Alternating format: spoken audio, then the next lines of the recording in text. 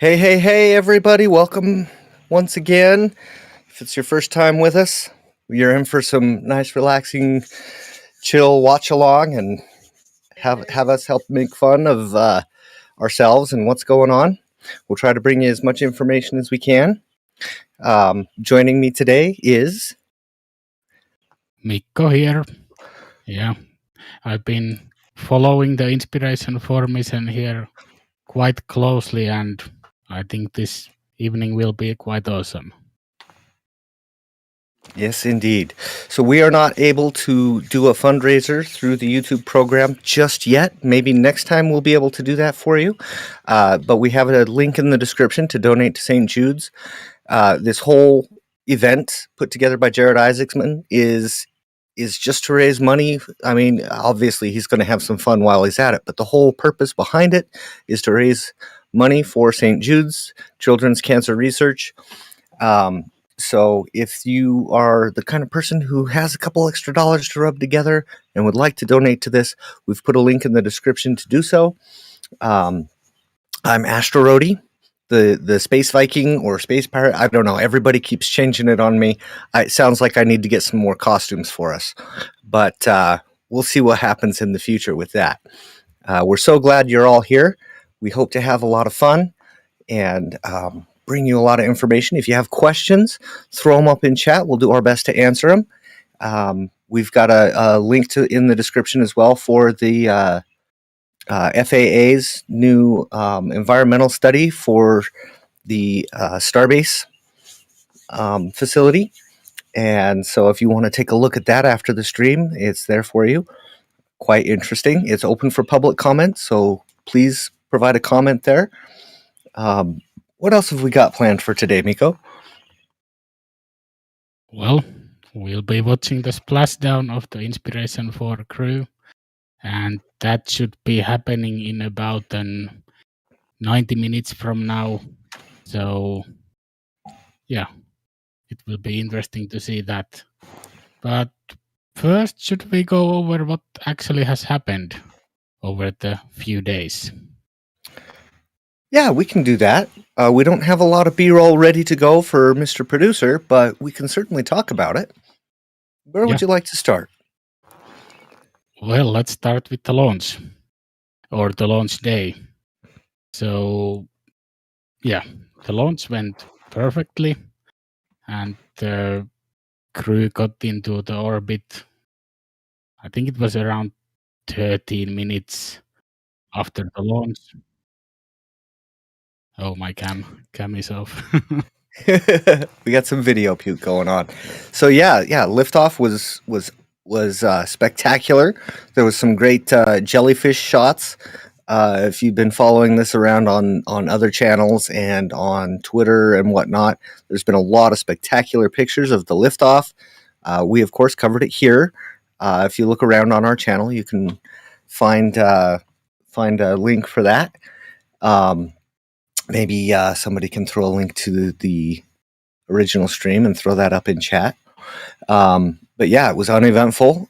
We got to see some great facial expressions from the G Monster. It was quite hilarious to see how much fun she's having up there, as well as the rest of the crew are all having a good time. If you caught the SpaceX stream yesterday where they talked to the crew, it was quite awesome to see, Chris playing the ukulele and Sian sharing some artwork that she's done up there.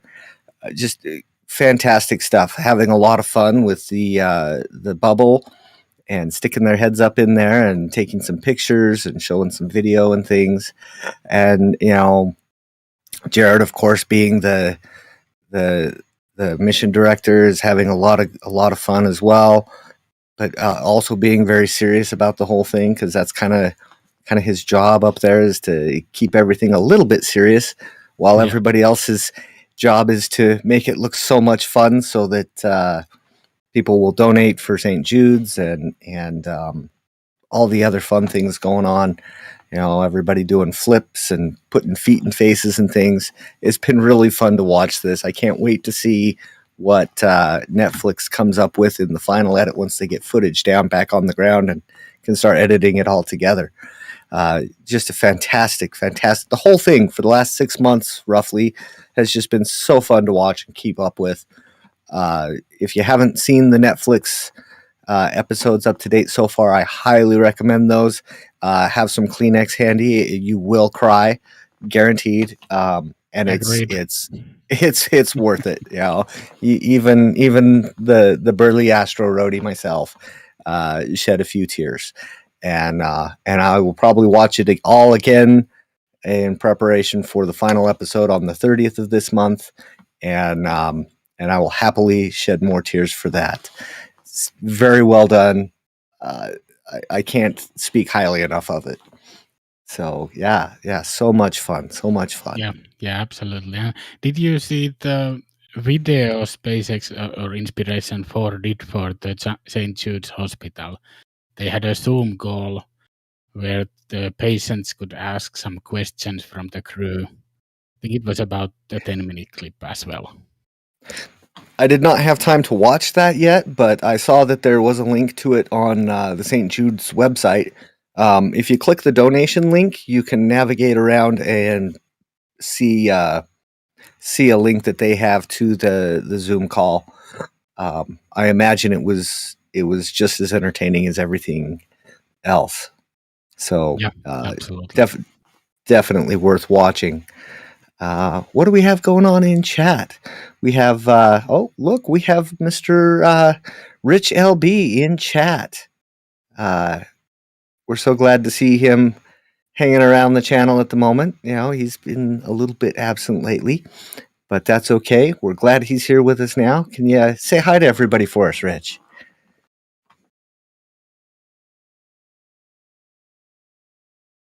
Chat might take a minute to catch up. Yeah, and looks Yeah, like there he is. We have some waves. Jude as well. Yeah, welcome back, Jude.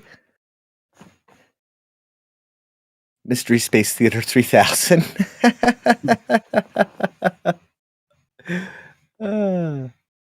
Okay, so why don't we go over what should happen today?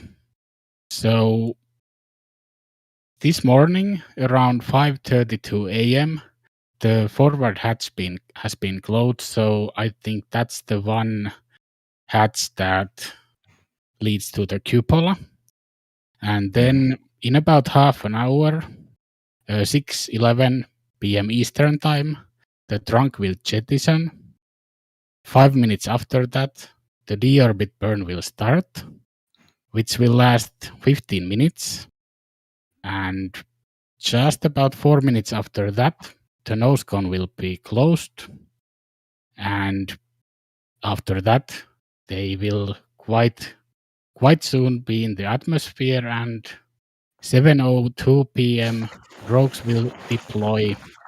Minute after, the main parachutes will deploy, and 7:06 p.m. Eastern time, Dragon will splash down in the Atlantic Ocean. And that hasn't happened since the Apollo age, I think. In the Atlantic. Yeah, because the Crew 1 and the Demo 2 missions, they landed in the Mexican Gulf. Right. On the other side of Florida. Yeah. So technically the last splashdown was one of the Apollo missions, I think. Still so exciting to see these splashdowns. Yeah. You know, like Starliner plans on landing in the desert, so that should be interesting to see if that ever finally happens. Best of It's luck taking a to while. best of luck to Boeing to get that up in the air again, and we can see a land touchdown with it. Hey, Odie, welcome back. Good to see Welcome some back. familiar faces returning. It's very exciting. Yeah, and if anyone has questions for us, feel free to write them in the comments and we'll answer them. Absolutely.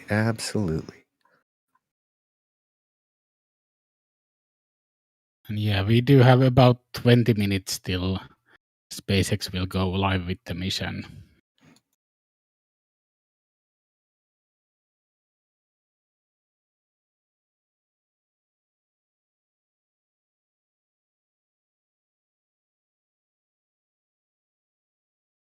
Ah, interesting.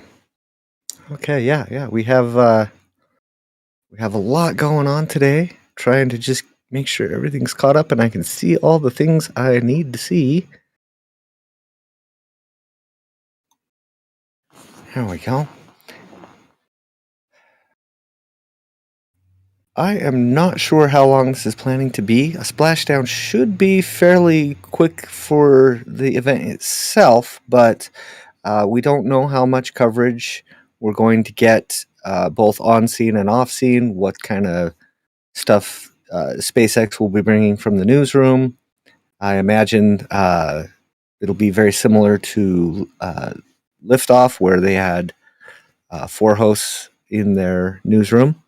So it could be a couple hours long, or it could be a little shorter. I would think once they splash down, it will take about half an hour, so they get the capsule on the boat, then another half an hour before the crew is out. So I think they do have a time limit on 1 hour to get people out of the capsule. Yeah, something like that. But yeah, after that, I think they will turn off the stream, and there probably won't be a press event today. Maybe next few days there could be something, or it could be that Netflix is the only one that will publish anything. Yeah, I know they've reserved as much as they can for Netflix to use on their show, uh, and so we haven't seen a lot come down from them up in space. They also want to give the astronauts what privacy they can, so they can just kind of enjoy what's going on. They've spent 6 months training for this, and so they're going to need a little bit of privacy and a little bit of time to just take it all in. And it's 3 days long, but still, I'm glad that they've been able to enjoy it and not have to spend the whole time talking to us. As much as I would love to see all the things that they're doing every step of the way, um, they do need some privacy and some enjoyment time as well. Yeah, absolutely. And yeah, hello Orbital Plouch.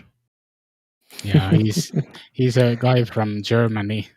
I actually met during the summer when I was in Germany in a What About It meetup. Cool guy. Yeah.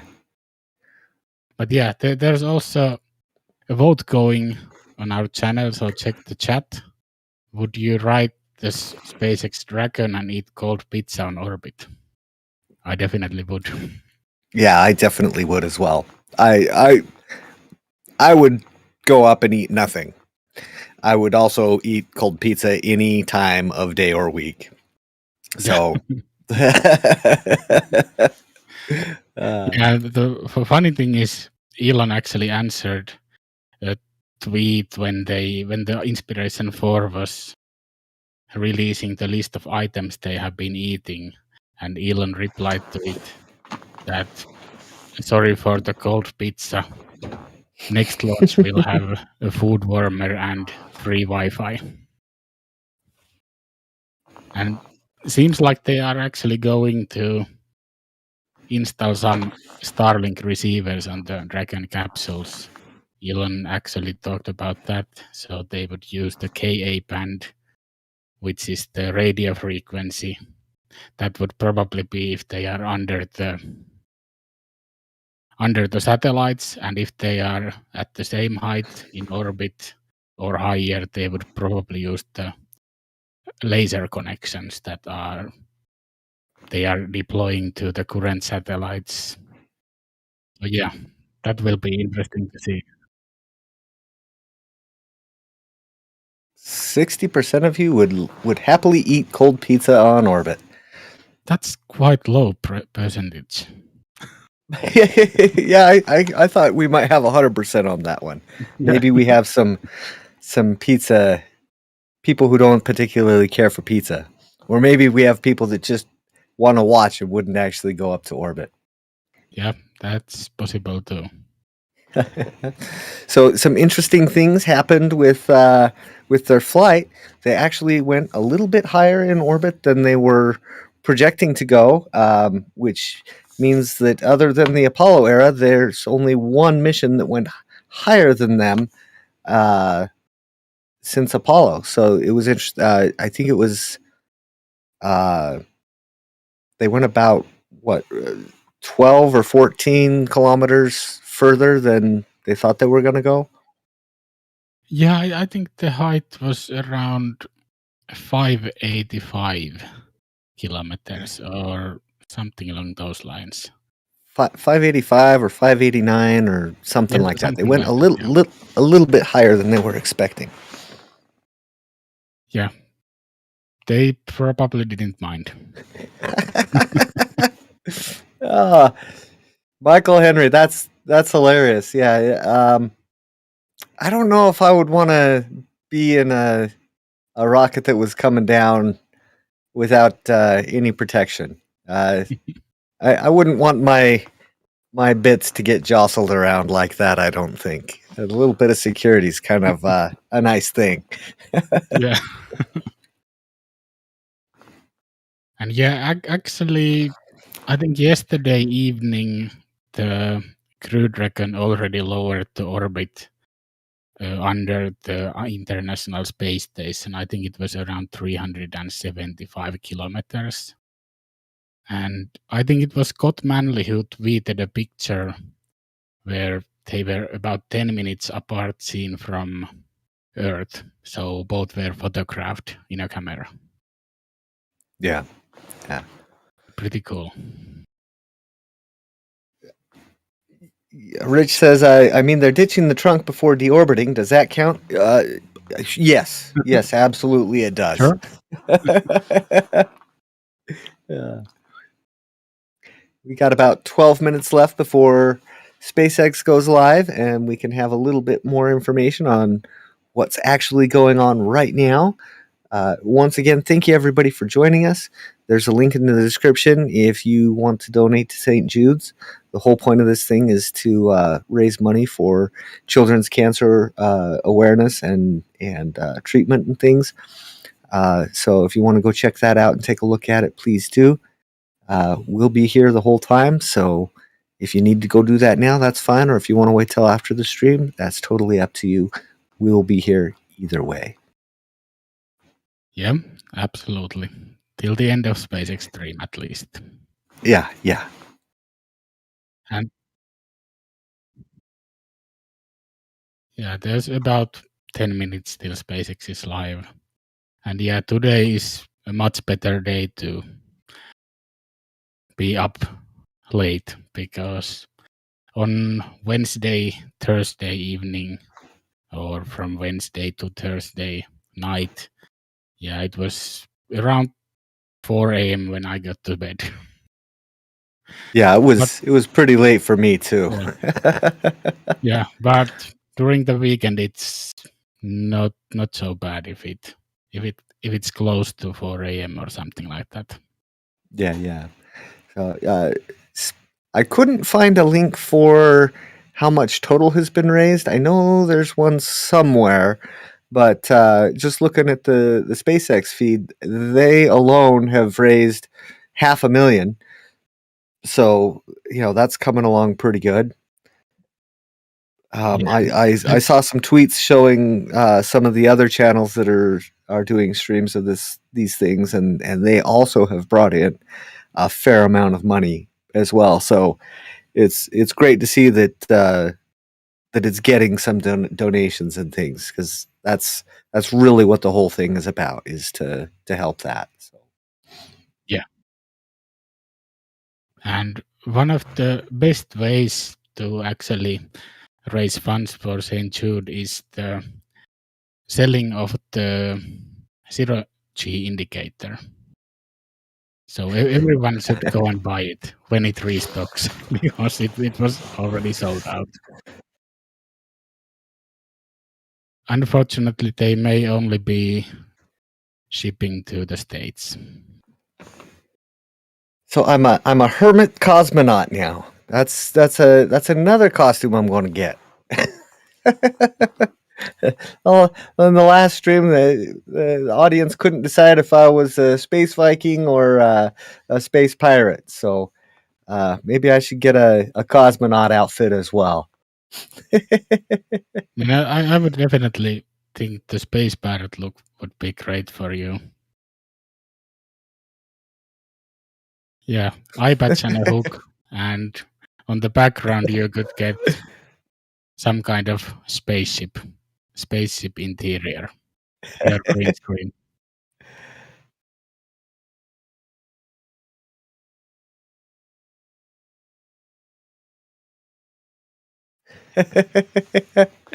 Pixar, it didn't happen. Yeah. There's a little Rocket Lab joke for you.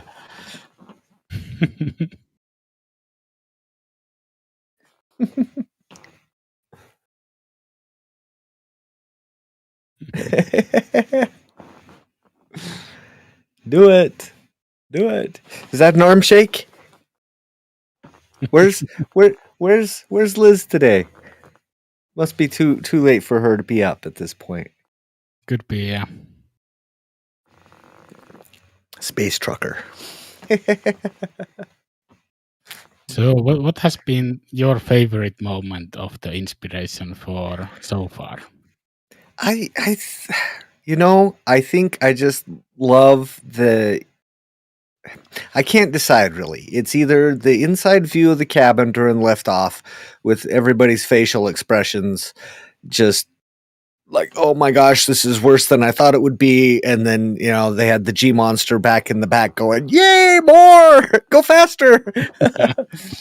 And then, the jellyfish and the exhaust plumes. Again, some really, really fantastic pictures I've seen of that. And that's always one of my favorite parts, just to watch just how atmospheric pressure kind of affects things. The exhaust plumes coming out, in a nice mock diamond pattern, and it slowly fans out.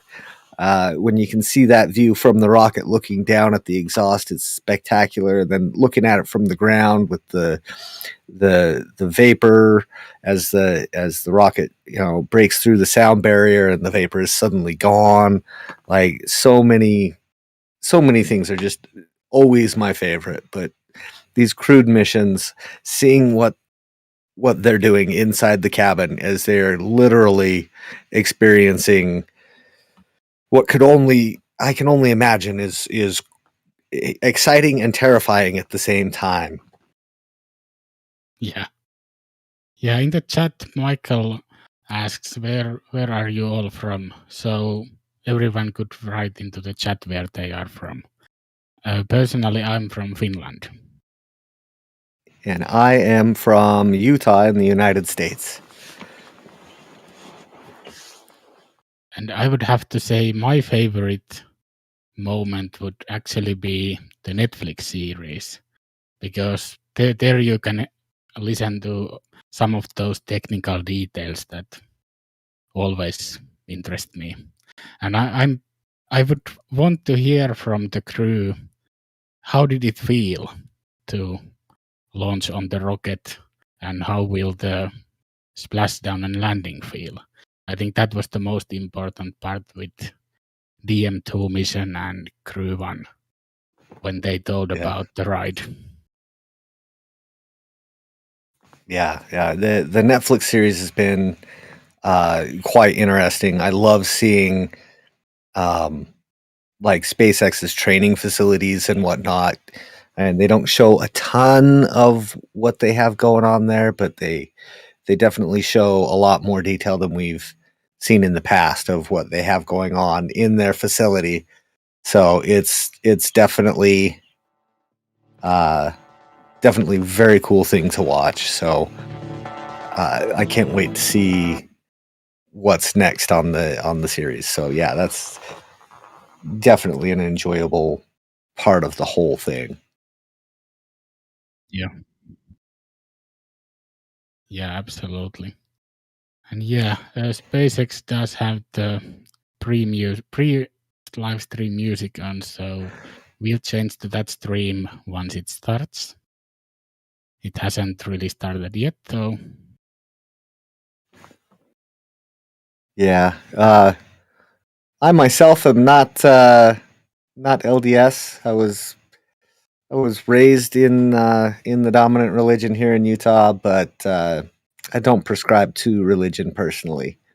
But don't really have a problem with it either. It's just not my thing.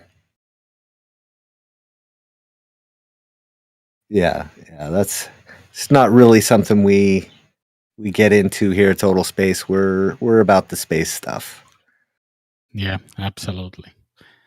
And Michael said in the chat that the billionaire civilian astronaut should run for the Senate. And he's a really spectacular person. And yeah, I think he's talking about Jared Isaacman. And I think he could get in, maybe. He does have the attitude and the mentality to do rather well in politics if he decided to go that route. So that would be interesting to see. Yeah, absolutely.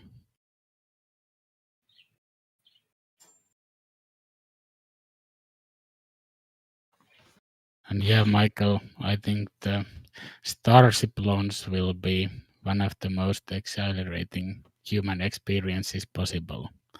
And yeah, of course, the Falcon 9 ride as well.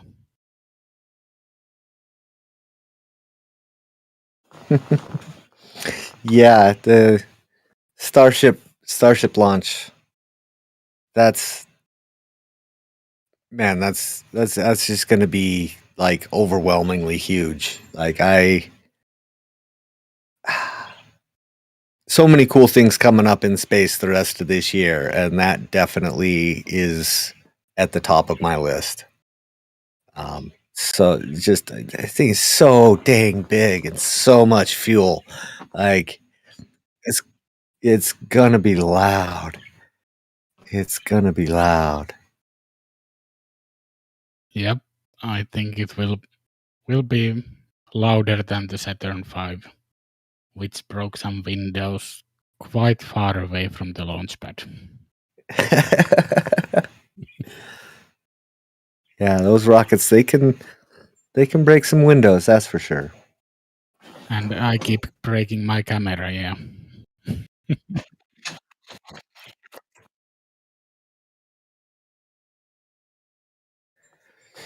The current one, I believe, has 29 Raptors on it.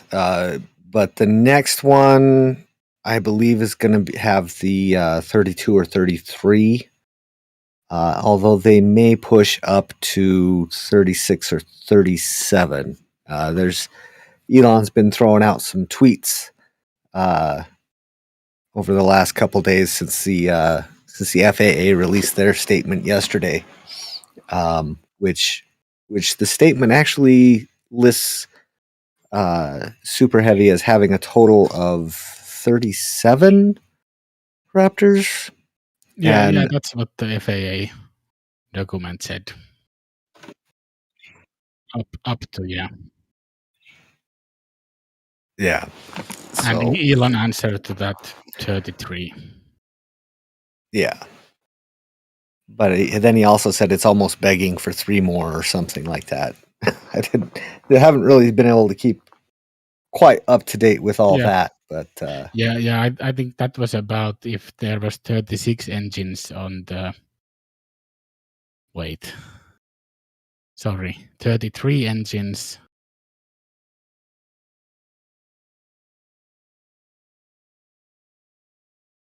I'm just thinking, someone on Twitter got to the number 42. So I think it was 33 engines on the booster and 9 engines on the Starship, with 6 vacuum engines and 3 gimbaling sea level Raptors. That would make it 42. Yeah. But yeah, that seems to be a number Elon is aiming for. Just because. Okay, let's switch to the SpaceX stream. Yeah, they've started their pre-roll now. Here we go. Yeah.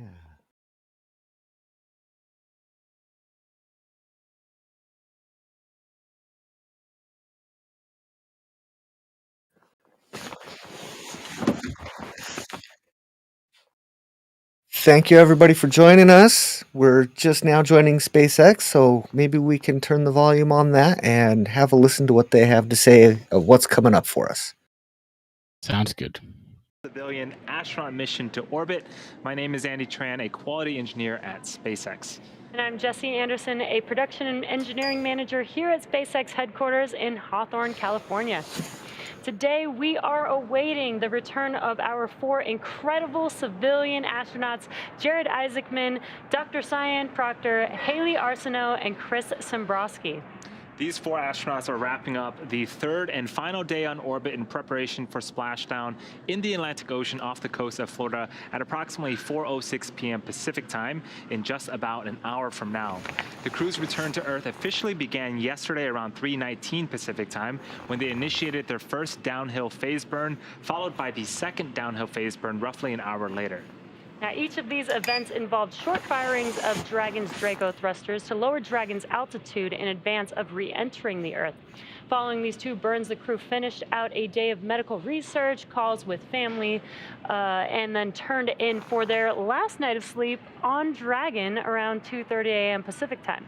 Now, just before 1 p.m. Pacific time today, the Inspiration4 crew donned their spacesuits and made their final cabin preparations before they begin the last series of operations prior to splashdown. Yeah, we have a lot of events coming up today, so let's walk through the dynamic activities ahead of us this afternoon. Coming up in a few minutes at 3:09 p.m. Pacific time, we have claw separation. Dragon has to move into the proper attitude or angle in order to separate the trunk so that they don't deorbit together. The claw connects the trunk to the capsule. It also delivers power, telemetry, and fluids. So claw separation is the first step in separating that trunk. Trunk separation is next. That happens around 3:12 p.m. Pacific time. Once the trunk is separated, Dragon is running entirely on battery power. So if you're looking at the animation on your screen right now, the trunk is the bottom half of the section of the Dragon vehicle, the cylindrical portion. That will detach and leave just the capsule returning back to Earth. A few minutes after trunk separation at 3:17 p.m. Pacific time, we'll have the beginning of the deorbit burn. This is the last time that we'll use the forward bulkhead thrusters, and after that, we'll close the nose cone and lock it in preparation for re-entry. That deorbit burn is expected to last for about 15 minutes, and that is what will line up Dragon for re-entry into Earth's atmosphere. As the cabin continues to increase in temperature a little bit, there's nitrox that is used to cool the cabin and the suits to keep the crew nice and comfortable. The orbit sequence start in 5 minutes. You are now live.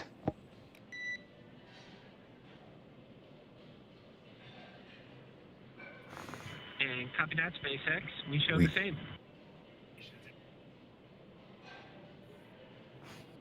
So what we heard was the crew operations and resource engineer, also known as the core, communicating to the crew on Dragon. We'll hear those throughout the cast today as Dragon continues to prepare for deorbit and eventual splashdown on Earth.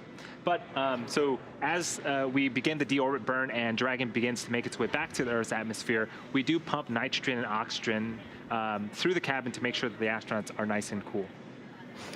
And then we will close the nose cone, and this will cover the forward hatch thrusters that we use in the deorbit burn. It also protects the cupola during re-entry.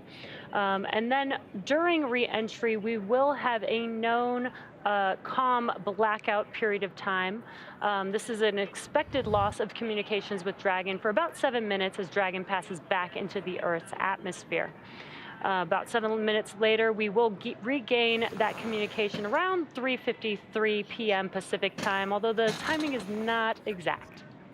A few minutes after we get communications back, we're going to start to deploy our parachutes. First up, we have the drogue parachutes, and on screen now is test footage of the drogue chutes and the main chutes, testing the parachute system, make sure that everything is good. And these have gone through numerous amounts of tests to make sure that they are safe for flight. The drogue chutes are 2 smaller parachutes that are designed to stabilize the Dragon and slow it down before release of the main chutes, which you just saw on screen. Those are the 4 orange and white larger parachutes that will further slow down the spacecraft. Over the course of the 3-minute descent, the drogue and mains work together to bring vehicle velocity down from 350 miles per hour to just 15 miles an hour, at which point we have splashdown. That's expected to occur right at 4:06 p.m. Pacific time. After we splash down, we have about an hour before the recovery crew and recovery team goes through their checklist of procedures before we can get the crew out of the capsule. So we do have a very exciting day ahead of us. Now, once it's time for our crew to deorbit and splash down back on Earth, they'll be heading to I don't think they're going to do that, Michael. Sites supported by SpaceX. Now, all of these sites are located off the coast of Florida, either in the Gulf of Mexico or the Atlantic Ocean. And spreading the supported sites across multiple locations helps to maximize the return opportunities for this mission and future crews, lowering the chance that we'll have to wave off due to bad weather.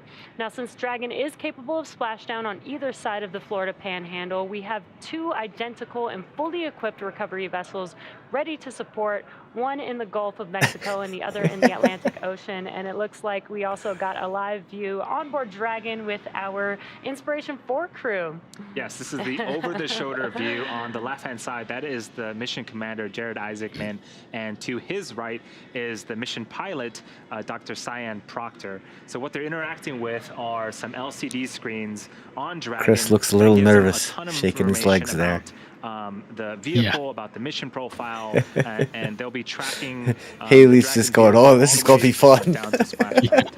Yeah, and Dragon is flying autonomously, but they will be following along with each dynamic event that happens, so that they are aware of every event that does happen, as they're going to feel a lot of the things that are happening. Yeah, so we're expecting them to. He's watching a movie. 3 to 5 Gs on Spaceballs. And I believe, is he watching a movie? Yeah. I see your Schwartz is as big as mine. Just relaxing. Yeah, that's very what I nice said. and They have comfortable space inside balls. Dragon.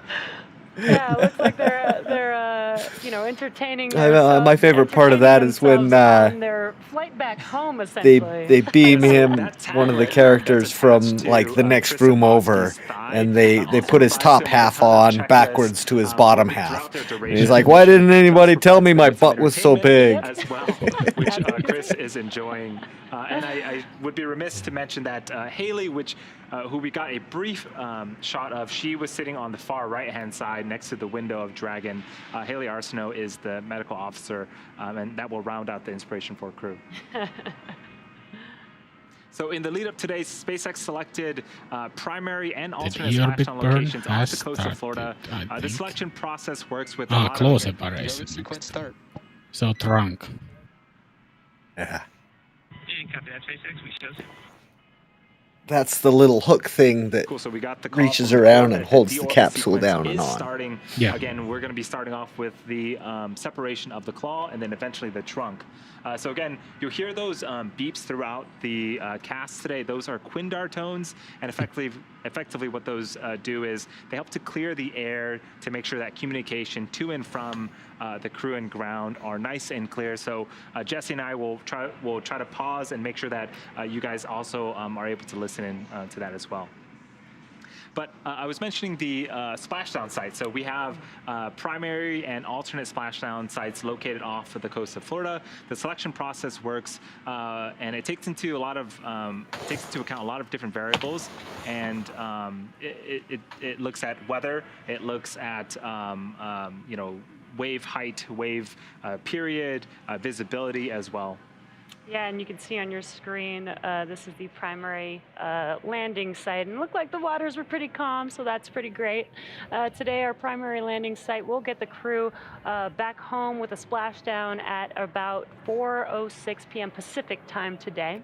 And for return, we'll be looking at a number of weather items. Some of the obvious ones that we do take into account is that there's no rain or chance of lightning in the recovery zone, both for the safety of the crew inside the capsule, but also the recovery teams on the water.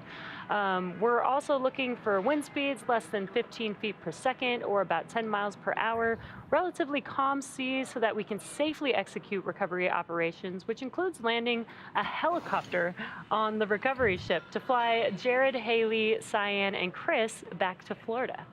Yeah, and if you've been following along since Wednesday, we had mentioned that for this particular mission, weather was of particular importance.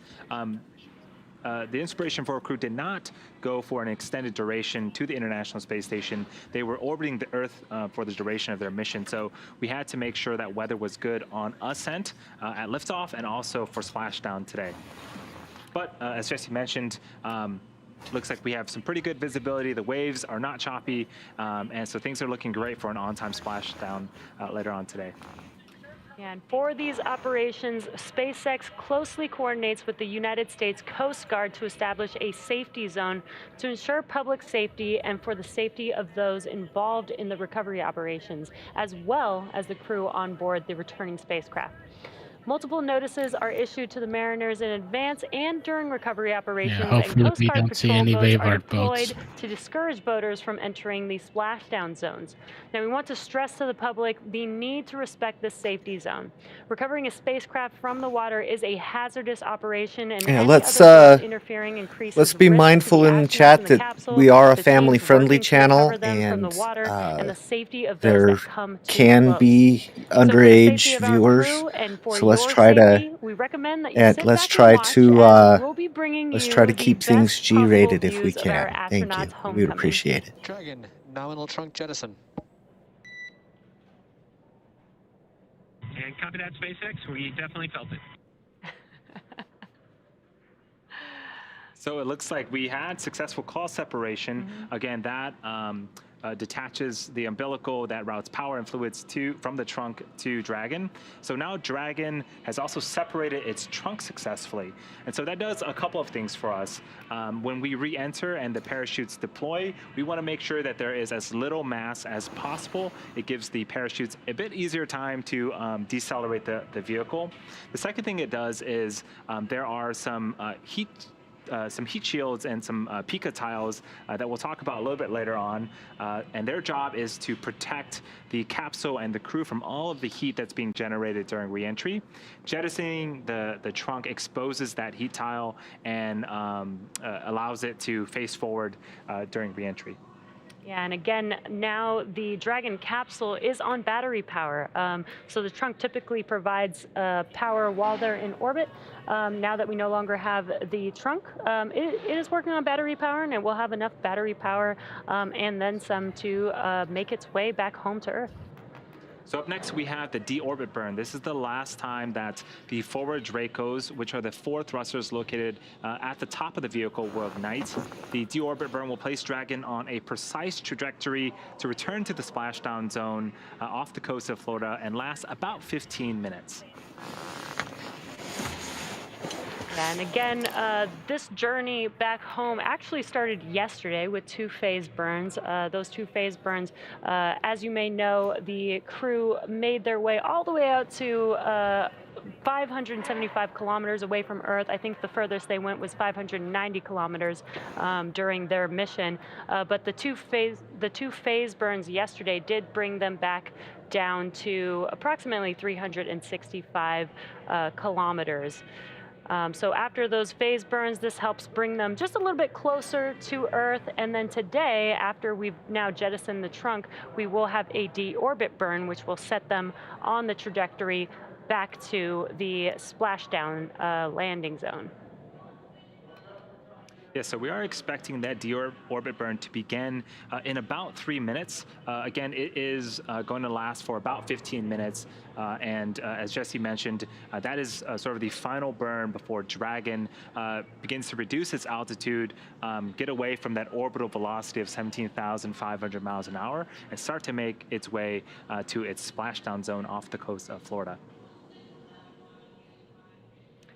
Yeah, So, and yeah, very exciting day, and honestly for the crew, a very exciting week. If you've been following along, it hasn't even been a full week since they've started their dress rehearsals last Sunday. They lifted off and got into orbit on Wednesday, and now just a few days later, they're coming back home.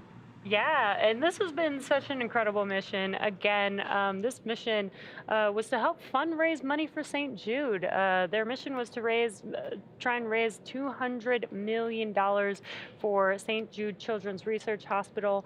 And again, just such an incredible mission with the first all civilian crew on board, out in orbit into space, but also inspiring the world. With all the positions that they selected for the seats for who should be on this mission, the seat of leadership, the seat of prosperity, the seat of generosity, and the seat of hope. So just an overall incredible last few days, and now sometimes that drops out. Sorry, everybody. Home, which is very, very exciting. Yeah, Jesse is definitely a very fantastic host, as well as production and engineering manager at SpaceX. They gave us an on-orbit update. Oh, she's a singer too. I didn't know that. But I don't know. Personally, I liked the way she had her hair done on Wednesday better than this, but it's still fantastic. The drawings that she had done in space too, which was phenomenal. Just so amazing, and she's been inspired by their own launch, so she showed us some drawings of that, and just really cool to see the crew up there. They had a number of events as well. We did have another they did a call with some St. Jude patients while they were out in space, live in space, answering some out of this world questions. They also even got I heard they got a phone call from Tom Cruise. Yes, I saw that as well. I wonder what their conversation was like. But I think it's quite interesting because we all know Tom Cruise from Top Gun, call sign Maverick. The crew themselves also got call signs because they were a part of a lot of fighter jet training and exercises. So I love that they were able to connect. Yeah, that must be so exciting for them. Also, they've been doing some Mr. Producer got that one there. Since the mission began, and they did some of that promotion as well. I can't wait to get one of the zero-G indicators. 85% of you would work for SpaceX. I think those sold out very, very quickly.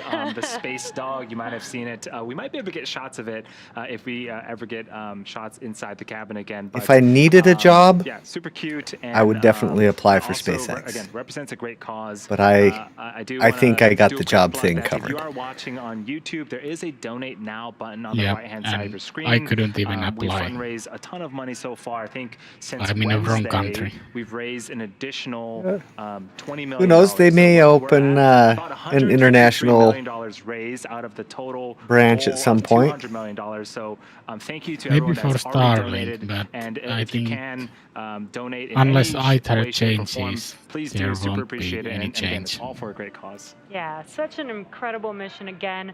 They also got the chance, yesterday was Friday, they did get to ring the closing bell at the New York Stock Exchange, which is pretty awesome. A pretty funny clip. You see how excited they are too. Them ringing the stock exchange bell. Yeah, I think every time we've seen the crew, I didn't see that. They've had smiles in their face, even during that's interesting. Right? We Oh, saw yeah. Dr. Cyan just exuding excitement, and so this crew really is something else. Hi, Liz. I'm so glad that they got to experience the things that they experienced, and There will definitely be arm shakes. Definitely.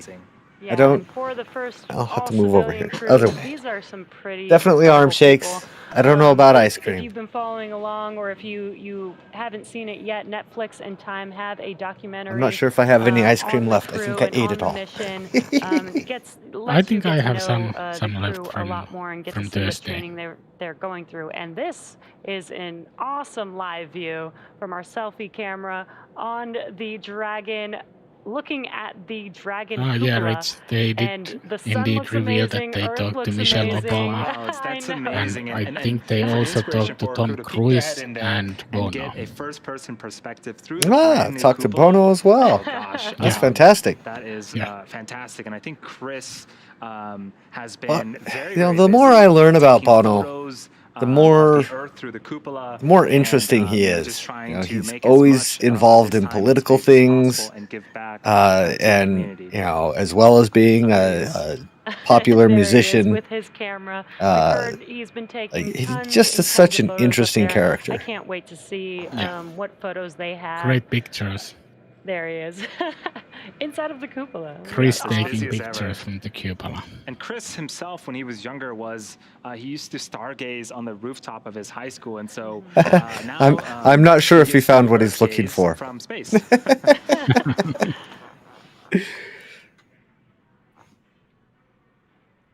So we are getting confirmation that the deorbit burn has already begun. We're well into it. Again, it's going to last for about 15 minutes. Yeah. And Got to be careful with the ice cream. 2 p.m. Yeah. Pacific time. And I again, know in the I last wouldn't fit 10 into your minutes or spacesuit. So we've had a number of events during this deorbit sequence. We had claw separation. The claw is basically what attaches the Dragon trunk to the capsule and has umbilicals between the two. We've jettisoned the Dragon trunk, exposing the heat shields on the bottom of the capsule.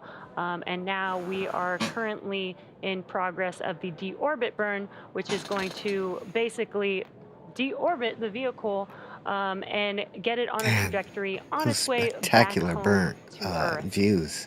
Yeah, absolutely. Yeah, the deorbit burn uses the Draco engines on Dragon. There's 16 of them on the forward sort of underneath the nose cone. There are 4 there, and after we're done with this deorbit burn, that's we're not going to need those 4 anymore, so we'll close the hatch.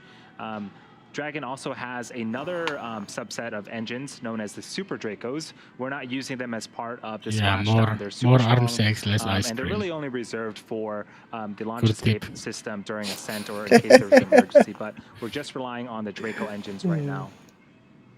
Yeah, Rich, you got it right. It's a 15-minute long What burn. you're looking at on your screen is a live view inside of But Dragon. it's done with And the on your left-hand side is the commander Draco of engines, this not mission, Super Jared Draco engines, Isaacman. so On the right-hand side those was Dr. Cyan don't Proctor, have the really much pilot for the thrust. mission. And again, awesome view from the outside looking at the cupola on the Dragon and the 4 Draco thrusters. This is actually the location of where those 4 Draco thrusters are. And as Andy mentioned, once we do complete this deorbit burn, it's only going to last about 15 minutes. Once we complete that, we will begin to close the nose cone, which will basically cover this top portion that you're seeing on the screen.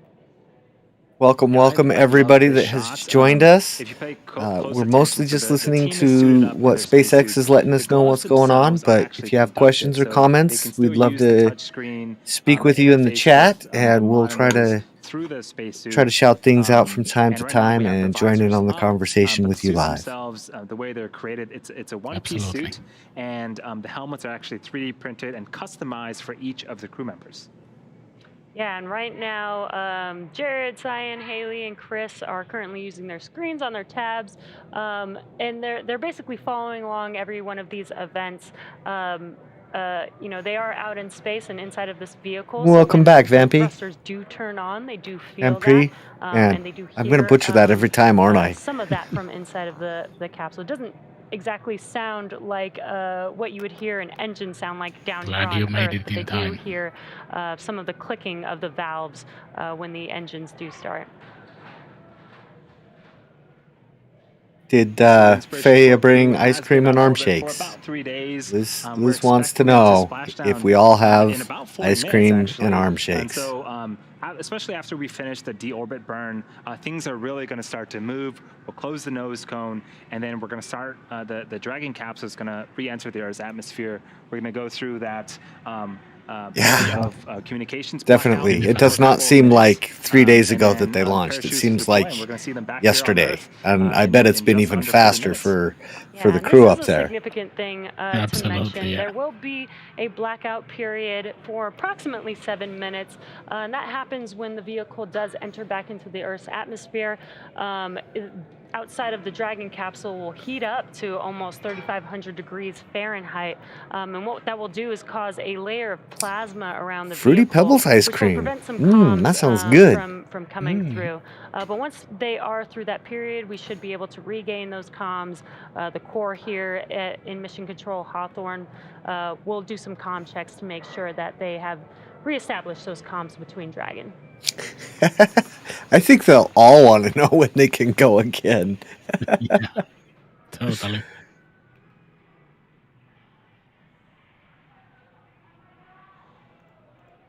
So if you are Least just I don't joining think us, it we has are sunk part yet. of the Inspiration4 mission. They will be a few for days Splashdown. on The Earth team before it is, really hits them. targeted to Splashdown off the I coast don't of know. Florida This at is such a approximately 4 to phenomenal 6 thing. p.m. Pacific time. Right may now, not we are ever in the sink middle in of our that, deorbit burn. hey, So I this actually, is the final I actually burn went to space. before, the Like, Dragon spacecraft really is like on that's its final a trajectory it's such towards a that rare targeted thing. I landing mean, site. we've only had a few hundred people go up, right? I don't remember what the actual count is at the moment, but Around you know, 600, I Just think. about 10 minutes into yeah, the burn, something meaning like there's that, 500 or about 5 600, minutes somewhere left in of there. that deorbit Like that's burn, and right now you are looking at a on a live planet with view how many inside of the Dragon capsule billions of the people? crew, Like uh, the chances of somebody watching going and up pressing there, things on their 7 display billion panels maybe. there. yeah, Again, they are something like following that. along with Like all of the events it's a so that they lot. are aware of every expected So event that is supposed you to break happen. that down into your chances of going, and it's Again, a percentage awesome of a live percentage view of a from the percentage. outside of our Dragon capsule. Oh looking yeah, dear forward moon, and that will looking at be our very amazing exciting as well. I can't wait to see what goes on with that. Obviously it's We just heard it's some still comms that not Dragon is quite committed. around What the that next means corner is that yet. they There's are still committed some to return back to Earth. preparation and things that needs to happen with Starship. Yeah, That they will are. definitely be very exciting. Oh, for sure. They are coming back, which is super And exciting. yeah, I think they are ready to come home after spending 3 days in a small space. Yeah, Chris's little jam was kind of fun. Dragon itself is an extremely intelligent vehicle. Yeah. It is largely autonomous and effectively flying itself. So it knows where it's at. A its ticker position tape in space, parade. It knows where it's headed. It has the ability to adjust its attitude or angle and trajectory as needed to make sure it is headed where it needs to head. And so even through the communications blackout period, again, due to the temporary buildup of plasma that interferes with communications, even through that period, the crew really just has to sit back. Liz, what was your favorite part of the 3-day experience? Exactly We kind of talked with our other viewers about it. Maybe you could let us know what your favorite part is. Yeah, and of course everyone else can tell it in the comments too. Oh yes, absolutely. We'd love to hear from everybody. You are hearing on the comments I just some need status to updates take of that, care of something, so deorbit burn. I'm going to switch my Again, this camera deorbit feed a little burn bit and mute lasts up. about I will be 15 back minutes in long, just a moment. and we're getting close to completion here.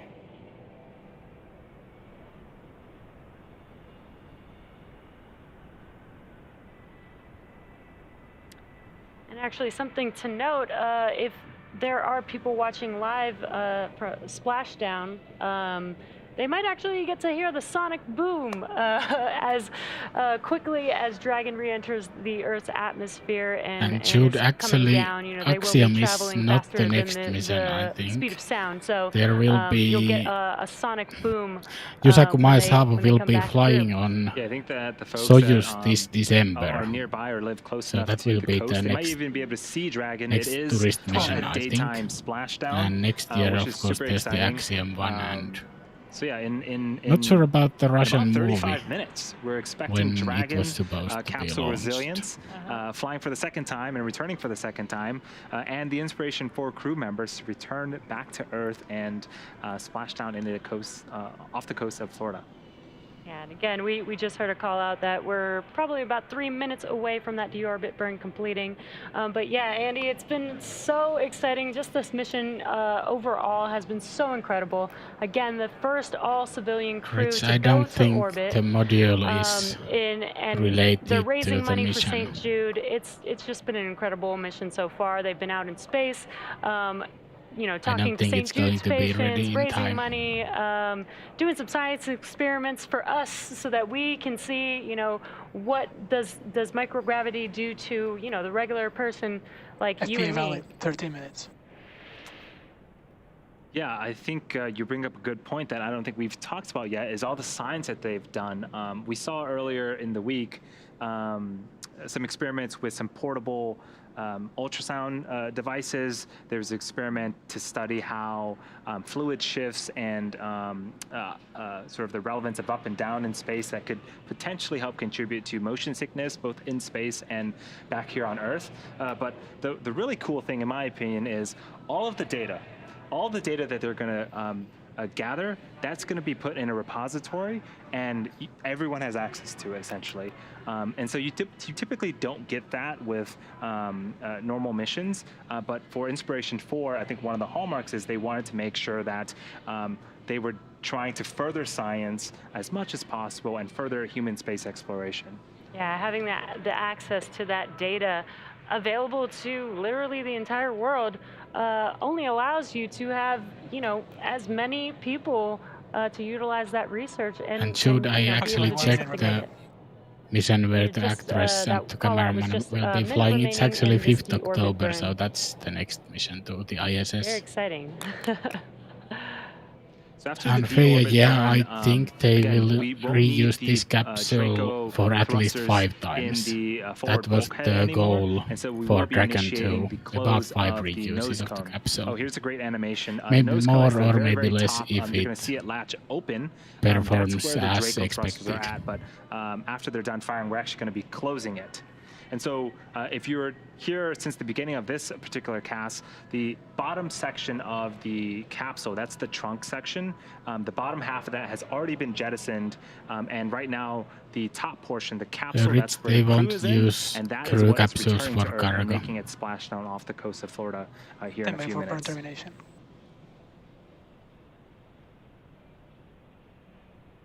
Burn stop. Nominal burn. Good targeting. Just in time for Dragon, the deorbit burn complete. burn Performance complete. nominal. Nose cone closure is initiated. And in about 15 minutes, they will be going through the Copy that, atmosphere, I SpaceX, we think. show the same. I believe that was Chris confirming that he had a nominal burn. Everything seems to be going great. And now, again, we've initiated the close sequence of the nose cone. So in the background, Dragon is currently inhibiting those forward bulkhead Draco thrusters that we had just used to complete the deorbit burn, ensuring that it's safe to latch the nose cone shut for re-entry. The vehicle also initiated the nitrox suit And the purge, nitrox this they will are help keep talking the crew about is cool basically and air. comfortable during re-entry, which is Nitrogen coming and up in oxygen. about 20 minutes. At this point, the nose cone is closing and protecting the forward hatch for re-entry. The crew is using the screens that we saw earlier to monitor the locking of the nose cone, which is done actually by a set of hooks. Yeah, and again, the nose cone Rich, doesn't they just did snap actually shut. It does take a few minutes, I think about 4 close minutes or the so, forward hatch to at close. It is a at very 5:30 US you know, time AM technically this and morning, so structurally, they haven't been sound, to the cupola for seal that needs to happen there. So it at needs to least be very 12 precise, hours. which is why it's a very slow mechanism to make sure that it's closed. Yes, and we mentioned earlier, as Dragon is re-entering... Yeah, the internal hatch to the gonna form cupola was plasma, closed and earlier. Plasma is effectively They've now superheated just gas. closed the cover hatch over it. Yeah.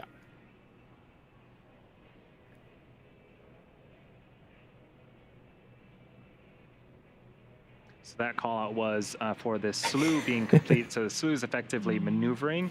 And so we want to position Dragon and orient it a certain way before it starts But to I think they re-enter got the Earth's enough atmosphere. So that time looks like in it's the going well. cupola. But I mentioned a little bit about I don't know. the temperature buildup around the I guess we'll have to heat see shield how and much Dragon. they show on We Netflix, but I initiate a know nitrogen they used purge the in heck both out the of it. cabin and the suits to keep the environment inside I Dragon nice and cool. I think that The suits everybody else would themselves have a hard time automatically getting their detect turn in if there if I was temperatures up there. go above 85 degrees Fahrenheit, and if it does, we'll just And purge they, them with I would effectively agree. air. It's the same sort of Since air that there's you would windows, see in so a they scuba can tank, and that keeps actually the astronauts see nice the and comfortable plasma for their journey back to coming Earth. Yeah. up around the Yeah. capsule. It's So basically that their must own be a sight to personal see. AC system. Yeah. And as we mentioned, we are One of the coming up astronauts on, returning on a Soyuz the capsule blackout recently period, posted which is a about 10 video minutes or from so from inside now, the capsule or during 10 minutes re-entry. after nose cone And closure. yeah, I And imagine that during is that something that event, they the see for the rest capsule, of their lives the and their exterior of the dreams, and capsule will get maybe to even every time they approximately close their eyes. 3,500 degrees Fahrenheit. So as Andy mentioned, it is extremely important to keep the cabin cool, to keep the astronauts cool during this event. But Dragon was designed for this, so they shouldn't have any problems with 3,500 degrees Fahrenheit. Yeah, we've got some really cool material on the bottom. It's actually called Pika 3.0, and its job is basically to deflect and take on all of that heat and make sure that we keep the capsule and crew nice and cool again for their re-entry. If you're looking on screen right now, there is a capsule, a Dragon capsule in the background. You can see at the very bottom the tiling of that Pika material. That is a returned capsule. So it's been through the Earth's atmosphere. It's taken on that 3,500 degrees Fahrenheit heat, and that's what we expect the capsule today to also look like upon re-entry. Yeah, and this is a flown Dragon capsule. So while the spacecraft is in orbit, it's flying at about 17,500 miles per hour. But as it comes I don't back think through that's the what that atmosphere, is. we actually don't, there's no brakes on Dragon aside from the heat shield. And so that heat shield actually, with the atmosphere, helps to slow the vehicle down to about 350 miles per hour before the drogues even deploy. Yeah, it's quite Yeah, incredible to patina is think a good about word. that. Orbital velocity, Yeah, again, definitely. 17,500 The miles an re-entry hour, patina. being slowed down to just 350 miles an hour with just atmospheric drag alone. Is incredible, and then from there we deploy the chutes, and so most of the job, thank you to Earth's atmosphere for slowing down Dragon. Most of it is done by the friction up there. Just look at all those employees standing outside the are control waiting on room, the just next event, watching which the big is, screens. We're going to be waiting on confirmation that the I nose mean, cone has can you been in, closed, and then we're let's gonna say be in entering 20 that minutes, blackout, there's portion, probably the 5 the times more communications people there. blackout period a few minutes later. Yeah. It is expected to last. I wonder about 7 what minutes, they and, are able to what I would see expect to there. hear Like, is, I mean, they've got the we big heard those screens twin up yards there. noise, I those imagine beeps, they're able to from see crew more to core and telemetry crew. and also Expect those maybe some to, internal start cabin to, views and pop up again as we're coming out different of that things. blackout Probably a period. big We wanna make radar sure that we screen showing where reestablish things communication are. with the crew. Yeah, and actually, before Yep, we go Be into the stuff be blackout real. period, we should hear some comms as well. Exactly. Again, Yeah. with Let's get a Core 3, camera in Hawthorne, pointed Mission at the Control other in direction from Hawthorne, about where that communicates with the team, Dragon make sure capsule that is they looking at know which things. event is Yeah. coming up next, so that they know what to expect. And so we should be hearing some of that confirmation that they will be going into the blackout period, as well as some confirmation and some comms. I agree, Jude. Stainless steel gets a rainbow patina on it when it goes through heating and cooling cycles like that. So it will look very, very interesting after a re-entry. Absolutely. And yeah, Rich, it's always great to hear from Gwen. She's she's basically behind SpaceX. Elon has the vision, and she does it. Yeah. I'd love to interview Elon, but I think even more interesting would be to interview Gwen. Absolutely. So again, we are currently just waiting for confirmation of nose cone closure. Once we confirm that, the next event after that will be the blackout period that we have mentioned. Again, that will last about 7 minutes.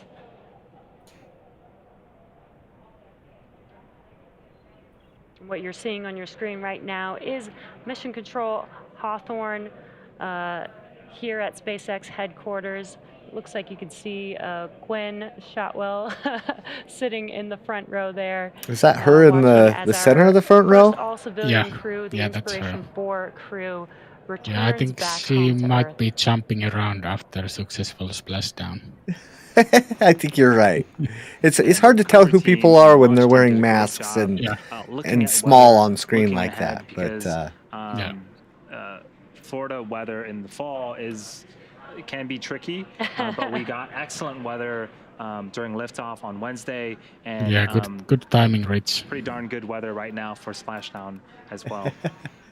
Yeah, when we did get some live views of the seas there, it did look pretty yeah, calm. I agree, Exactly Jude. what we want. We want to make He's sure not that, during recovery, not as power we have hungry some as steady some other seas, CEOs are. not just for the crew. He's more concerned about success and learning lessons and making progress than he is about do things my way. Sounds like we got that confirmation. And the of guy NESCOM in the view, closure. I think that's the core who's So as we speaking to begin the the second half Dragon of capsule. entry, Dragon is now beginning to flush nitrox into the That cabin would make and sense. continuing to top off the Inspiration4 crew's suits with cool With air. the launch, it Again, this is was what will allow the cabin a woman temperature named to remain Sarah who comfortable, was while external featured in temperatures the can reach upwards documentary of as well. 3,500 degrees Fahrenheit. Again, the heat shield is pointing forward. That's the leading structure that is going to be heading into re-entry, and that's going to be what leads the capsule to the landing site. And again, the exterior of the capsule will get to approximately 3,500 degrees Fahrenheit. But again, Dragon was Yes, Rich, designed everyone for is this wrong. dynamic It's just a event, matter of to what so degree. There will be some cool air inside of the cabin. It's environmentally controlled, as well as through their suits. Hey, they the do have their builders. personal air conditioning inside of their suits. Hey, where the they can builders, get, welcome. flow of nitrox. And as Andy mentioned earlier, there are sensors in the suits, so they don't even have to think about if they're getting too hot or not. The suits will just automatically keep the, Hey, look, the it's environment Starman. controlled inside of their suits for them. Okay, this is a great view of the suit. Hey, First SpaceX, off, can looking we get super the slick and STL super file cool, for but it the is essentially SpaceX helmet? a mini spacecraft. There's an umbilical from the That would be great. leg portion that will hook My up my to printer can Dragon, fit that. and that will route communications and electronics, as well as again routing the air needed to keep the suit pressurized in case of a depressurization event. But yeah, in the depressurization documentary event, they were or if they measuring need to be the purged with cool air, it can do that as faces well. and heads Yeah, very some of the cool carefully, so manufacturing features. those The are really helmet is personal. 3D printed.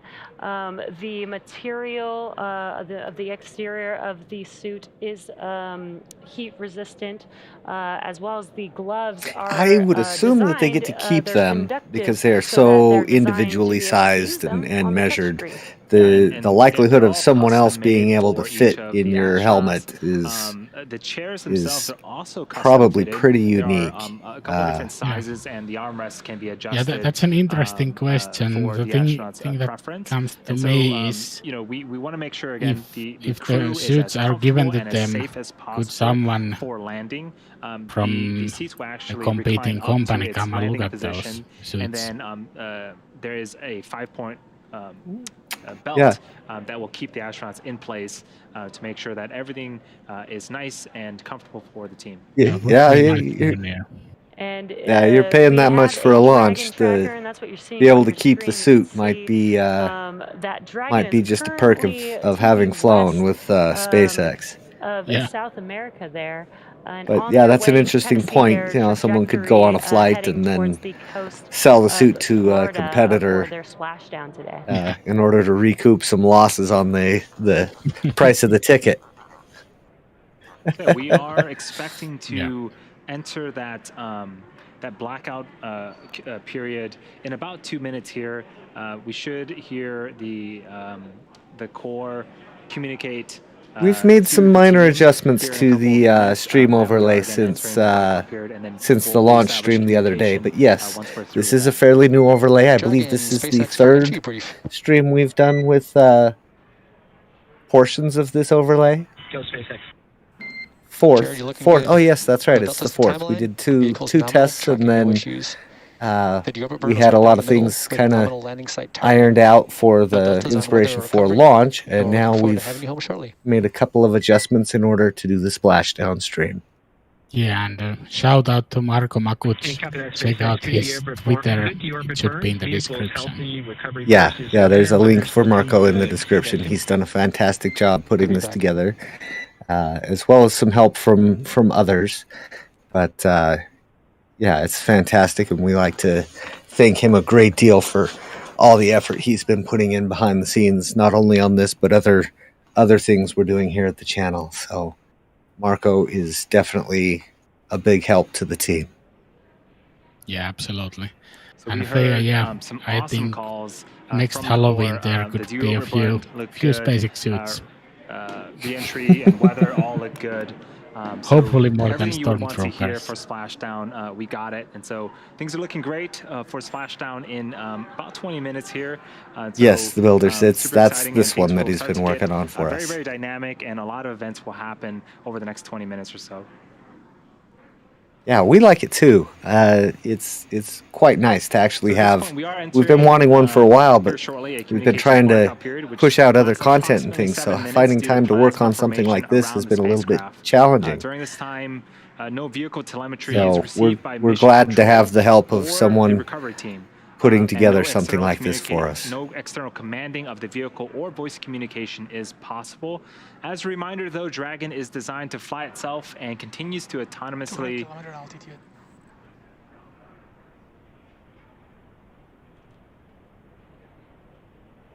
So Dragon is designed to fly itself and continues to autonomously use its Draco thrusters to orient itself during re-entry. So during re-entry, the vehicle will be slowing down from orbital velocity, which is approximately 17,500 just about miles an 15 hour, minutes till the drogues all the way down deploy. to about 350 So to they 400 should miles an be hour before we deploy those chutes. hitting some Did hear a atmospheric call out re-entry now. of 200 kilometers. That is basically telling us that the Dragon capsule is getting closer and closer to Earth. Again, they went all the way out to orbit at about 575 kilometers from Earth. I think the furthest they went was 590 kilometers. But now they're on their way back home, so they're approximately 200 Yeah, sounds like kilometers at this moment. 590 kilometers was the highest point of the orbit. Yeah, And that's again, quite an today, apogee. we are bringing Yeah. the crew back home. We've begun several operations during this deorbit. Yeah, Mark. Yes, he is, builders. But actually, Yes, he is. deorbit and return home began yesterday. We did have a couple phase Sorry, I burns cut you off there, yesterday that Miko. brought the vehicle I was down just to saying the same thing approximately as you. 365 kilometers. And now we're getting closer. Yeah, and let's closer to let's all bringing do the crew back home. It's Godspeed getting for really exciting over here. Inspiration4. Yeah. Can't wait to see them back on Earth after their trip to orbit. Yeah, so Jesse mentioned yesterday we started some downhill phasing burns. There were 2 of them to lower the altitude. Earlier The today, drunk we saw, jettison. we didn't see, but we got confirmation of the Whoops. trunk jettison. We completed I wonder what our he's thinking deorbit about burn after the stream. successfully, and right now, Dragon is going through its re-entry phase and through Yeah, Liz its is saying, I think blackout, Total Space needs communications their own motion. cupola to And report shortly for here, we're going to have special events. Splashdown after our parachutes deploy. Yeah, why not? Yeah, that might You know, I be can't believe this mission has that come might and be gone kind so of fun. quickly. The crew has been I might have to make some super phone busy, and calls. do wanna I think I have remind, access all to of some our roller viewers that, coaster parts this that might work for Inspiration4 mission, this imitation Inspiration4 cupola. crew, Yeah. it's all for a great cause. We want to make sure that we further human space exploration. We want to do a ton of science, and we want to fundraise for St. Jude Children's Research Hospital. A nice The big goal is salad bowl might $200 work. million. Jared Isaacman Yeah. donated $100 million himself, and we're a little over halfway through the other $100 million that we want to fundraise. So if you're watching on YouTube, if you have a computer nearby, you can go to $543,000 and support the cause raised on the there. SpaceX There's also stream a so bunch of far. different things like auctions. Dragon, Cool. SpaceX, please verify crew entry preparations complete with tablets, restraints, visors, and feet. And copy that, SpaceX. We were just waiting a little bit longer, but we'll do it right now.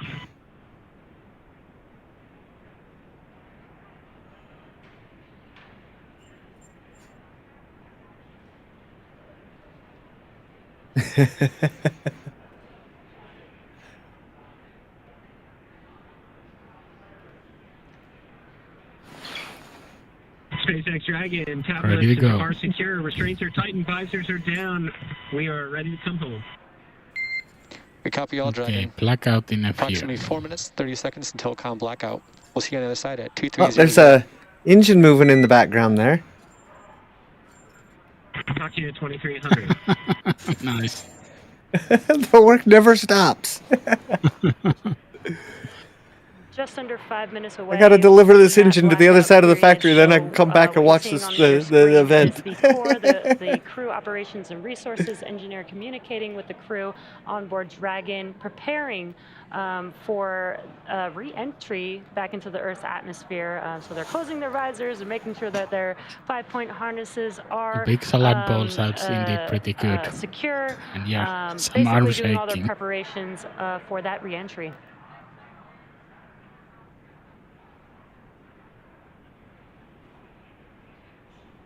Okay, Rich is saying that the fundraising has reached And again, around if you're just now joining us, you are 147.7 tuned million. into the Inspiration4 mission. This is the first all-civilian crew out to orbit, and now they've been out there for about 3 days, and now making their way back. And the crew on board is Jared Isaacman, who's the commander for the mission. So I just went and checked. I do not have a salad bowl handy to do any antics with at the moment, so I will try to have one for many years. future He's flown launches. in over 100 air shows, and always does a fundraiser or a charity event with every one of his air shows, and he's doing the same thing with this mission, which is pretty incredible. Up next, we have Haley Arsenault. She's 29 years old, and she is actually the youngest American to fly in space ever. She's also No blue cheese? Pulling away from its leaders by his attitude. Never. continuing to get great calls. I remember I had. He's also the first I was fairly young, and I had never had blue cheese before, and I'm like, I want to try blue cheese, and my mom was like, you're not gonna like it. She was right. I did not like it. But I have since gained a taste for it. I like having it once in a while. Her way back home with the crew. She is the 51-year-old mission pilot for this mission. She's from Tempe, Arizona. I might have one upstairs, but I don't have one in my kitchen right here. There was a good-sized glass one, but it hasn't been used in a bit, so it was a little dusty. Blackout period. But Dr. Cyan Proctor actually was awarded the seat for starting her own, basically, business for her artwork and her poetry. But she's also an incredible human being. She's an analog astronaut. She's always wanted to go to space. Almost became a NASA astronaut at one point. To initial entry attitude complete. And now she's on the crew and was able to accomplish her dream. And last but certainly not least is Chris Dombrowski. He's 42. He's a data engineer at Lockheed Martin and a United States Air Force veteran, a space enthusiast through and through. And you know, I was watching the docuseries, and he's just a husband and father first and foremost. And so those were our 4 crew members that are currently making their way back home, back down to Earth, and as part of the Inspiration4 mission. I'm so excited to see them come back home, and I can't wait to hear their stories from being out in space. Again, just the first all-civilian crew. You know, they're not professional astronauts. I can't wait to hear their stories coming back from that. Yeah, it looks like they've had a really fun time. I was watching the interview with the St. Jude children yesterday, and they were throwing M&Ms all over the capsule. Yeah, they actually did the M&M and with the eating just in darting them down and trying to chase them down. event So, with St. Jude's they're obviously very, very hospital. good friends. And so if you haven't seen work that very, very video, well together. there's some M&Ms flying around. And we are entering this blackout period. That sounds a little bit familiar from recent Blue Origin flight. They were throwing entering M&Ms or this Skittles blackout or period something that we around in that mentioned. flight as well. Again, it is an expected period of time where the vehicle is re-entering back into the Earth's atmosphere. Welcome back, It Gemma. generates a lot of heat, about up to 3,500 degrees Fahrenheit, which causes a plasma layer to form around the vehicle. So we do lose comms with the crew. They've We've already brought a timer on screen. We're thinking it might be kind of accurate. So that the risers are closed, Should strapped be in, around 12 and minutes. they're ready to re-enter back into the Earth's atmosphere. Yeah. And so we do 'Cause it expect should to be 6 regain past. comms about 6 7 minutes minutes past the after they've hour. entered the blackout period. There we go. There's an adjustment to it. Rich, that's a difficult the one. view on your left is mission I have control never in tried Hawthorne, source SpaceX's streaming and headquarters. I will never You do can see that. that we've got some folks Blue gathering. cheese. They're also very excited I'm not going to die from Inspiration4 that. to return back to Earth. And so yeah, we're all waiting. We're actually about 20-25 minutes away from Splashdown off the coast of Florida. Now, And I did anyone who blackout period, doesn't know it source can streaming pilot is itself, basically essentially. rotten So, fish again, the crew from just needs Sweden. to make sure that they're Ferment, strapped yeah. in and enjoy the flight. In my mind, Dragon rotten. will take them to where they need to be. Yeah, I don't Exactly, think I and, could do as we the mentioned stir earlier, strumming You know, either. they don't really have to do anything aside from follow along. I with did the a little bit of event work that in a is cheese happening. factory So we for did catch them 3 or 4 earlier, months a watching number of some years ago. movies on their And flight back home. it took about 2 years after I had stopped Yeah, working there before I could eat they any really don't cheese need to do again. much as Like, Dragon is autonomous. if you love cheese, So don't after ever we work in a splash cheese down, factory. It for will those ruin that it are for you maybe watching for the for a first time, long wondering, time. well, how does Dragon get out of the water? So Dragon itself is designed to be Terminating entry. waterproof. Right, 80 blackout kilometer altitude. starting. Loss of comm. Start of blackout period. Starting to get quite a bit of a crowd there. So we're Yeah. just heard the Anticipated calls. acquisition Around signal in 5 4 minutes and 35 4 seconds. minutes and 30 seconds we should be getting the signal back. And like a minute Just heard the after call that, that the Dragon is drogue about should 80 kilometers in deploy. altitude. We're entering that communications blackout period now, and we just got an update that it's expected to last about 4.5 minutes. So again, we'll reestablish communications with the crew. I agree, after this Jema. blackout period. Burgers with blue We cheese are, dressing on them are entering the very atmosphere tasty. at a very, very, very high velocity, and when we start to get a lot of friction from the atmosphere and the space capsule, we start to form that plasma, and plasma tends to interfere with communication. So it's a temporary Also known communications as blackout, video and again, puke. we're gonna be able to reconnect to them in about 4 minutes here. And during this time, no vehicle telemetry is received by mission control or the recovery team. There's no external commanding. What, Rich, you've never heard vehicle of or voice candied fish eyes? communication. That is not possible at this time. So as a reminder, Dragon is designed to fly itself and continues to fly autonomously using Draco thrusters to It's an orient oriental itself delicacy. during this re-entry. Now, during this re-entry, the vehicle will be slowing down the orbital velocity from 17,500 miles per hour, and the use of just the atmosphere will bring the vehicle down to about 350 miles per hour before we even deploy the drogue chutes. Yeah, a few minutes after we get communications again, we are expecting to deploy the sets of parachutes. We have 2 sets. The first, again, are drogue chutes. There's 2 of them.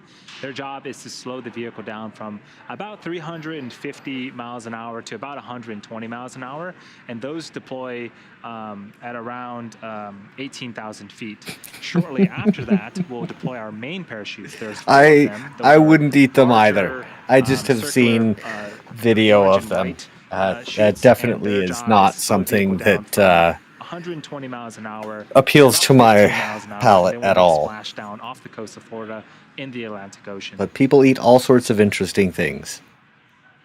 Yeah. And look at the people now. I think there's about 5 times people now there. Yeah, there's quite a few now, aren't there? Yeah. So yeah, Dragon is again flying itself. photographer even sneaking the in chutes there. that I had just mentioned about. There's sensors on Dragon that detect altitude and pressure, and they will determine when to fire those parachutes. And so pretty much everything on Dragon is autonomous. And again, it's steering itself. It's taking the Inspiration4 crew where they need to go for their targeted splashdown. Again, if you're just now joining us, we're currently in progress of the blackout period. What this is basically the Dragon spacecraft re-entering the Earth's atmosphere.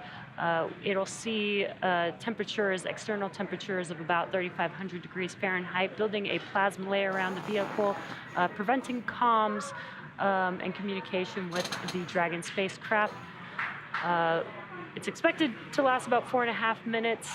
We're a little over halfway through that right now, so we should, in a couple minutes here, start hearing some the whole comms from SpaceX the team core, cares. checking in to regain Yeah, that communication. it's a major milestone for the company, and everyone's invested in it.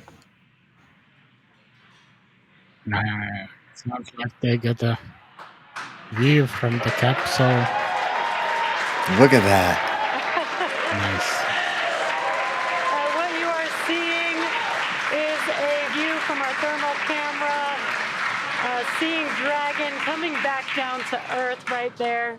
Yeah, this is amazing. This is the first shot of the Dragon capsule coming back as part of the Inspiration4 mission. The crowd here is super excited seeing that for the first time as well. So yeah, a couple minutes left of the blackout period, and we should be getting comms reestablished with the crew here shortly.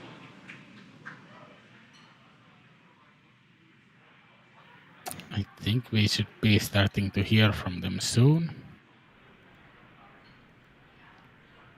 The red box that we just saw kind of on the screen might have been the NASA plane that is also tracking the re-entry.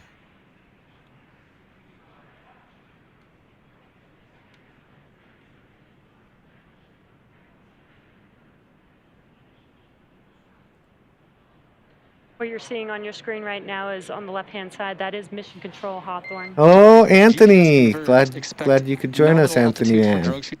Welcome, welcome. Welcome. Copy that, SpaceX. We show the same.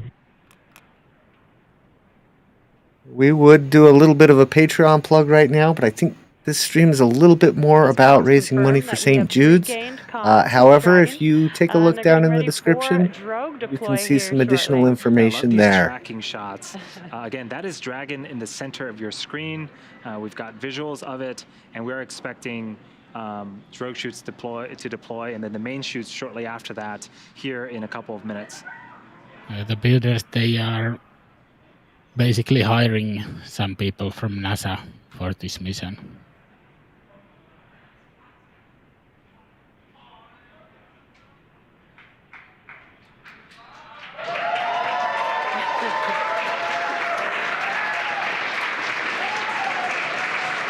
Again, a lot of excitement for Inspiration4 crew's return. Waiting on drogue shoot deploy. That happens at about 18,000 feet. Dragon, brace for drogue window. Copy that, SpaceX. Hold on, everybody.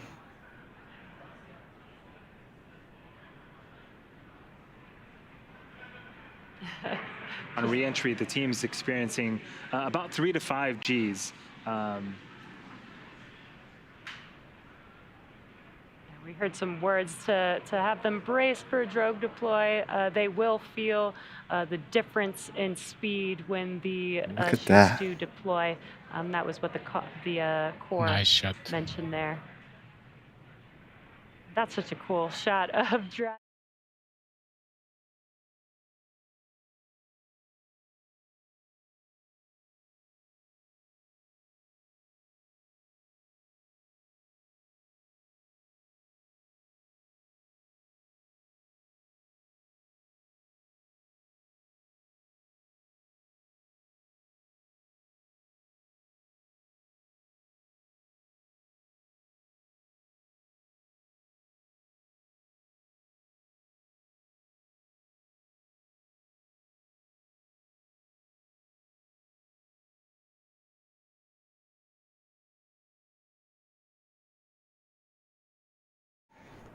Mr. Producer, are you reading A that? lot of communication going back and forth between the crew and ground station, but the drogue's job is to slow the vehicle down from about 350 miles an hour to 120.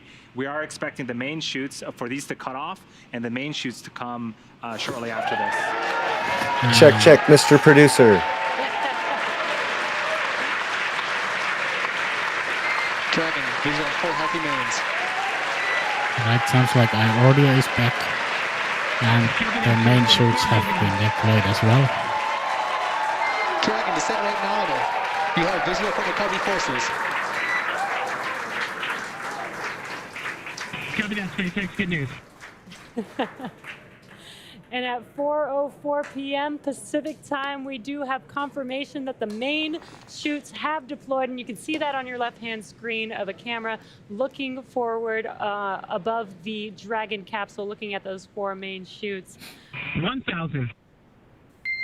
Copy, 1,000. The next event coming up now is a visual confirmation of Splashdown. You can see the Dragon capsule on your right-hand screen slowly coming down now. We've talked about how fast the vehicle has been traveling. There we can see the but crew. they will be touching down approximately 15 miles per hour when they touch the Atlantic Ocean there. 800, SpaceX. Man, look at that. We copy 800.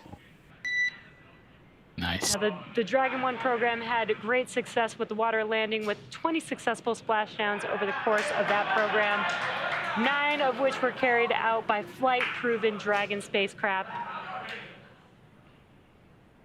And this is a great shot. Dragon continuing to descend back towards Earth, again targeting a landing, a splashdown off the coast of Florida in the Atlantic Ocean. Copy 600. Yeah, Anthony, indeed. An excellent deployment. Flawless. You can see the horizon slowly creeping up there.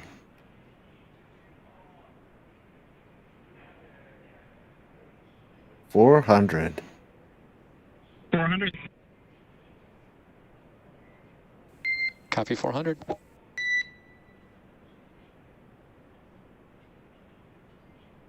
And now we can see some clouds.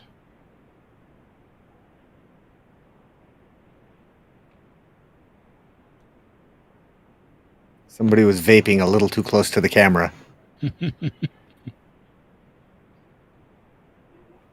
200, we're bracing. We copy 200.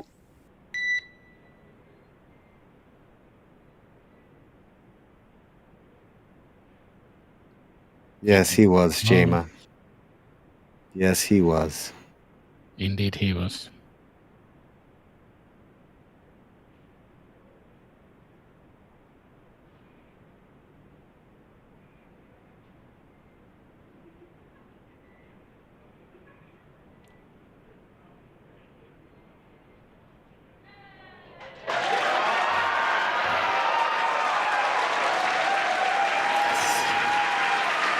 Yeah. That's so We have cool. this past now. Yes. Copy code red. Copy standing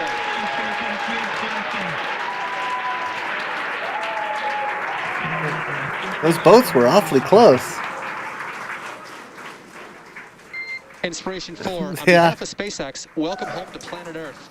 Your mission has shown the world that space is for all of us and that everyday people can make extraordinary impacts in the world around them. Thank you for sharing your leadership, hope, Welcome home. generosity, and prosperity. Yes, welcome home, Inspiration4.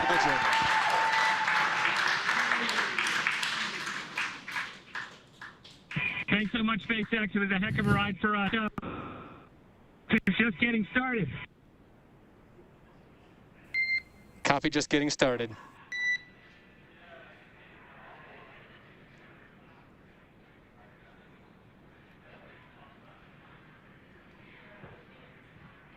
Thanks for writing SpaceX. So welcome back.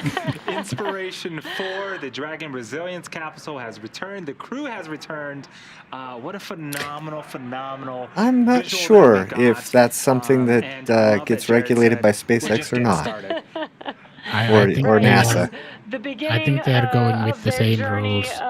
the There's, next steps to the new era I think there in will human be exactly spaceflight. the same checks And for just, you know, hazardous what an incredible gases mission. and What an stuff. amazing So yeah, view Yeah. watching them touch I don't see down and why splash they would down do it into any the differently. Atlantic Ocean. You could hear the crowd here, so excited to welcome the crew back home. Yes. I think any So, regulations we do would have be a couple provided of by events, that need to happen first FAA. before we can start to get the crew out Well, of the looks capsule. like So you can the see some boats headed boats towards are Dragon. actually quite close to it, the And capsule already. you know, Yeah. the first job is to make sure that Yes, they are. the area around Dragon is Boats safe can to dodge. approach, and then we'll go in there and start rigging the Dragon up to be able to hoist later on onto our main recovery vessel. So we also heard that Jared had given us the confirmation of stable 1. What that means is Dragon has splashdown and is upright. There's also stable 2. Dragon can actually be upside It's down possible or that they sideways. started It is going towards the waterproof and capsule has landing systems site a bit where it can pump earlier. seawater into some bladders I to don't help keep it up there. remember So seeing in the NASA stable 1 missions is that they the would have best been this possible scenario early that we there. can achieve, But and that's of what we see on course, screen with right every now. mission they learn Just something new to things. note, So there are going to be Who a knows? few operations that happen before the crew can get out of the capsule, so they will be strapped into their seats, remain strapped into their seats. Yes, Rich, they throughout do the have to wait for the mission. hypergolic These venting. operations until, basically until hatch open, once we have the Dragon capsule on board the recovery vessel. So we do have some events coming up next. The fast boats will be approaching the Dragon capsule. They'll be doing some inspections to make sure that it is safe before we begin operations to lift Dragon out of the water onto the recovery vessel. Dragon, SpaceX is go for recovery personnel to approach. Expect personnel alongside in 1 minute. And copy that, SpaceX. They may start venting the hypergolics a And little gentlemen, with bit that, we before request to come aboard via splashdown. display cam. Once they know that they don't need them anymore, like guys. they don't as soon- actually. I don't Requesting think they permission to actually come aboard went via those. display cam. They just.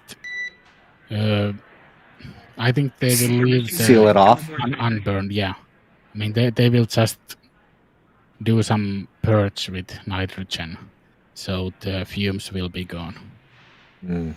That would make sense too.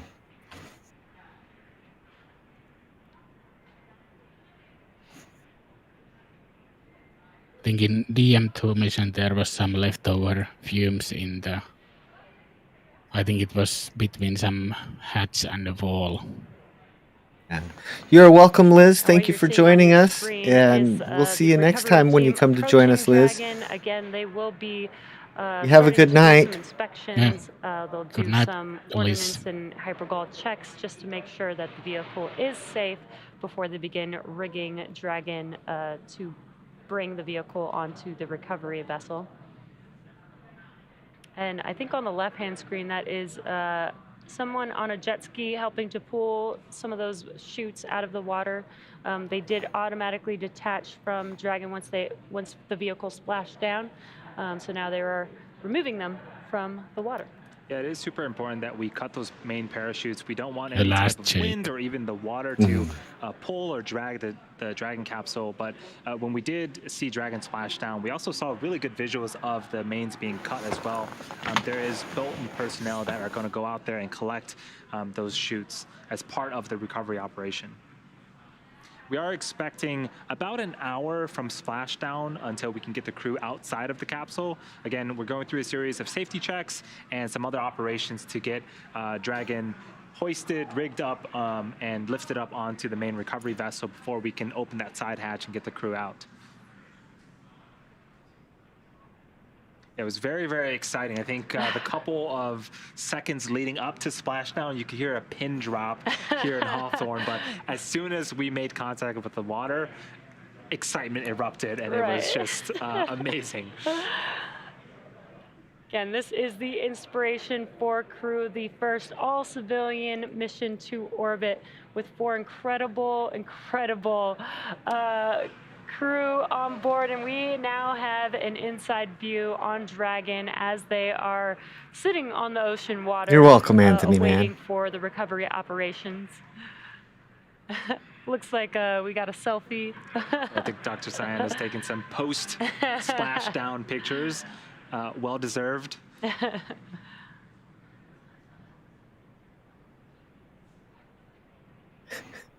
Again, this is standard Yeah, procedure. We do that might be a little bit have, tummy unsettling, some wouldn't it? crew Maybe, yeah. climbing on board Dragon. They're performing some Ooh. inspections, just making sure that the vehicle is safe prior to the next Dragon, steps. SpaceX. Hypergol sweeps and ordnance checks are nominal. Rigging is in progress. Approximately 5 minutes until capsule lift. Stand by for PMC.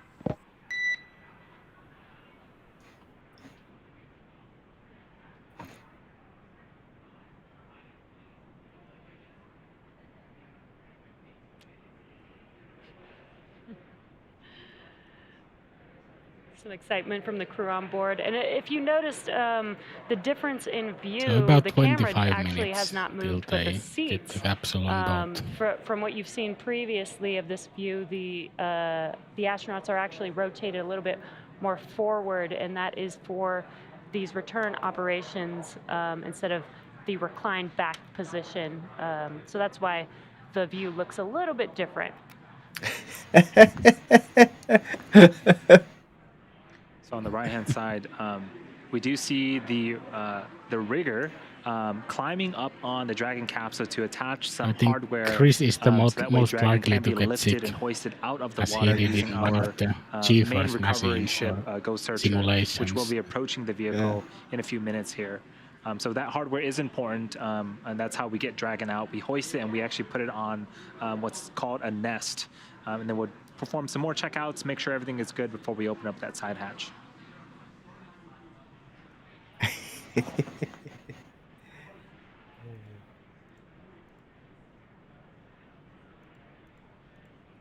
You could see one of the techs climbing on board. Crew is the Dragon capsule's exterior. They do train for this event. They do go through a lot of training to make sure that they are qualified to perform these operations. Yeah, that's a job I could do. I want you to climb onto this wobbly capsule out in the middle of the ocean and hook this on the top of it. Yeah.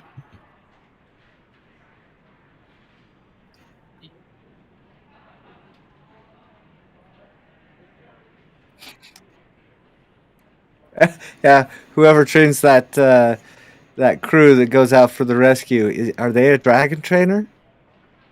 They could be.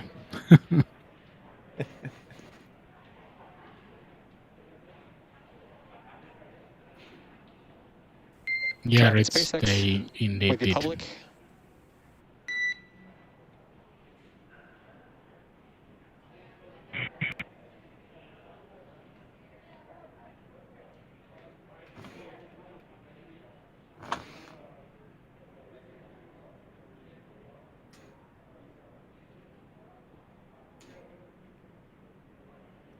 Rodeo ride professional.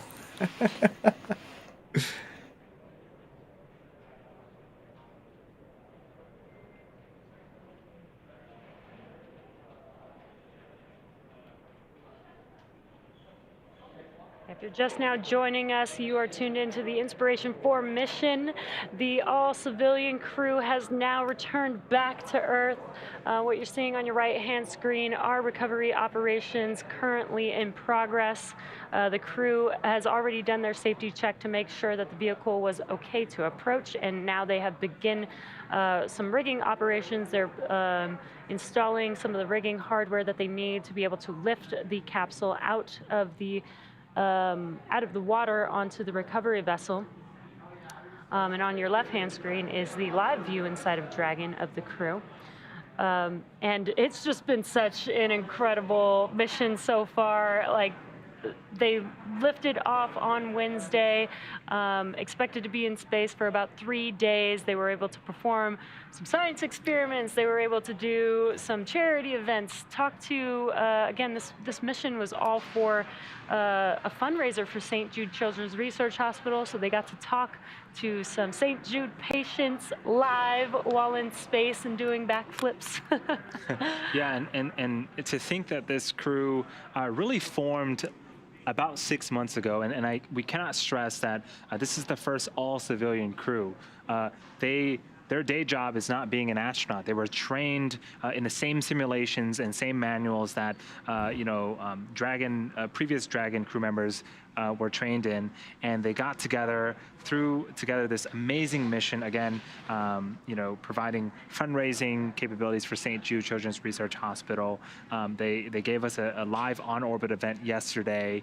They spent a couple of days in space, did some art, did some photography, did some somersaults, and now they're back on Earth. And in a few minutes here, they're gonna take a fresh breath of fresh breath of Earth air for the first time in about 3 days. It's very, very exciting. Yeah, I cannot wait to hear the stories that they have to tell us. We did get some of those live events, but they were out there for 3 days. I think they have an army of editors that will all be locked into a room, and they probably won't have access to a bathroom until they're done. I'm really excited to hear what their experiences are really like. With I do NASA think they have missions, we typically get to hear, 11, some of their 12 days. their thoughts of I the think it Dragon was 30th or spacecraft. 30th, Would I love to think. hear. I think it was the more from, 30th, yeah. Just a all civilian crew this time around, not professional astronauts.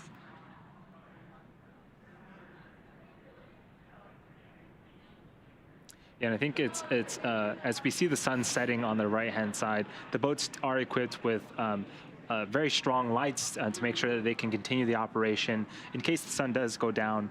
But one thing I do want to reiterate is weather and how great that's been for us.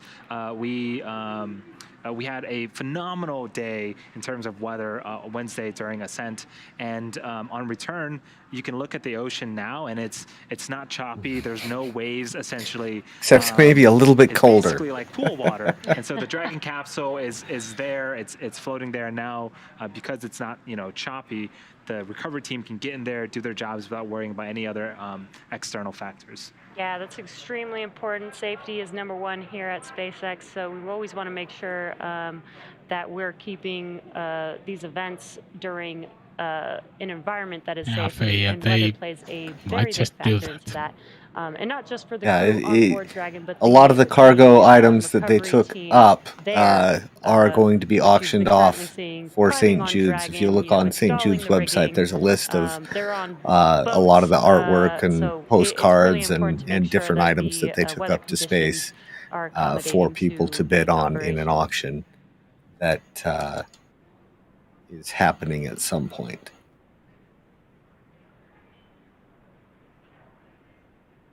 Rich, I would say expecting the team to finish 100%. Installing all of the. I would agree, 100%. There will be on-orbit footage in a few minutes, and we should see another boat approach the Dragon capsule, and that. If there isn't, our next live stream will have me dressed as a pirate or something. Lifted up out of the water and onto the recovery vessel. Wait, I was doing that anyway. Yeah.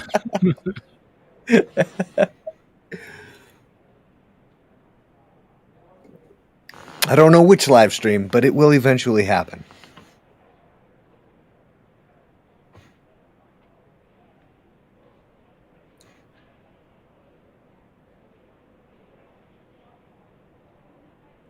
The Dragon vehicle is looking nice and toasty. I think if we had daytime shots, it would look essentially like a marshmallow.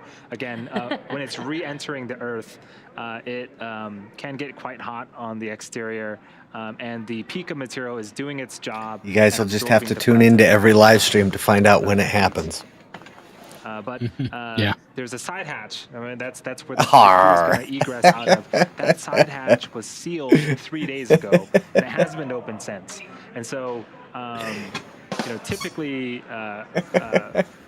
missions with crew go to the International Space Station. The crew will ingress and egress out of that top hatch that you see there. But because super we cool cupola. That's a mouthful.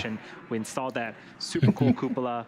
Everybody say super cool cupola 5 times super fast. Exiting out of the side Super hatch, cool cupola. In a few minutes. Here.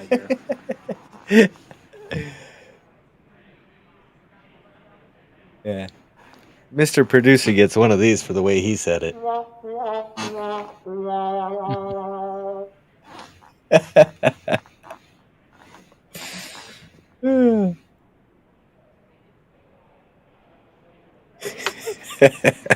Walked right into that one.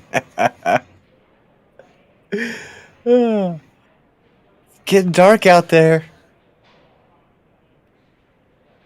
Right now, we're currently I knew someone was going to do that. performing I'm not recovery surprised it was you, Rich. operations. We have a crew there on one of the fast boats installing rigging onto the Dragon capsule. This will help them lift the Dragon capsule onto the recovery vessel. Dragon nest.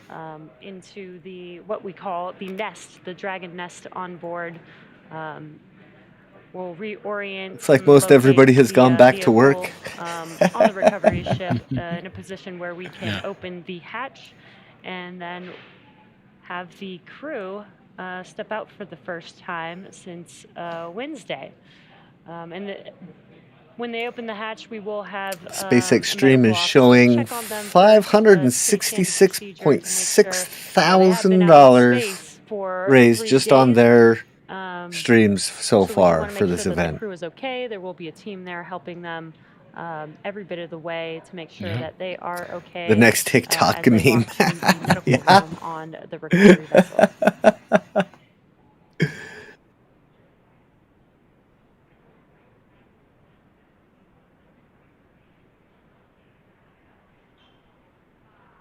What you're seeing right now on your screen on the left-hand side is a live view inside of Dragon. View from behind the displays on your left-hand side there. That is Commander Jared Isaacman, and to his right is Dr. Cyan Proctor, who was the pilot for this mission. They're now back down on Earth. What an amazing homecoming day for this crew. Such an exciting mission. So after landing, to recap the events, it took about 10 minutes for the recovery crew to complete their safety checks. And then once they completed that, the team began to prepare Dragon to be lifted onto the recovery vessel. As part of the preparation for this lift, one member of the recovery team that we saw on screen climbed on top of the capsule, so that way they can attach Dragon's hoist rings and connect the lifting lines. Again, we are estimating about an hour after splashdown until we are able to raise Dragon up and out of the water onto the recovery boat and remove the crew from the spacecraft. And then, Jess, you just mentioned. Thank you so much to everybody who's been participating in the chat. We love hearing from all of you. If you have any questions or things you want us to go over, feel free to throw that up there in chat. We'll give a look at it. Oh, and it's time for me to replace a battery.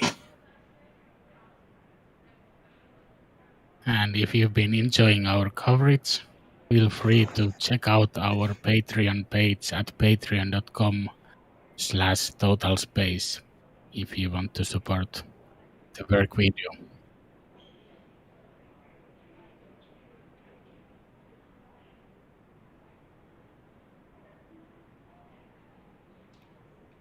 And we do have 17 gifts left for any patrons who join. If you're just now joining us, you are watching the Inspiration4 mission.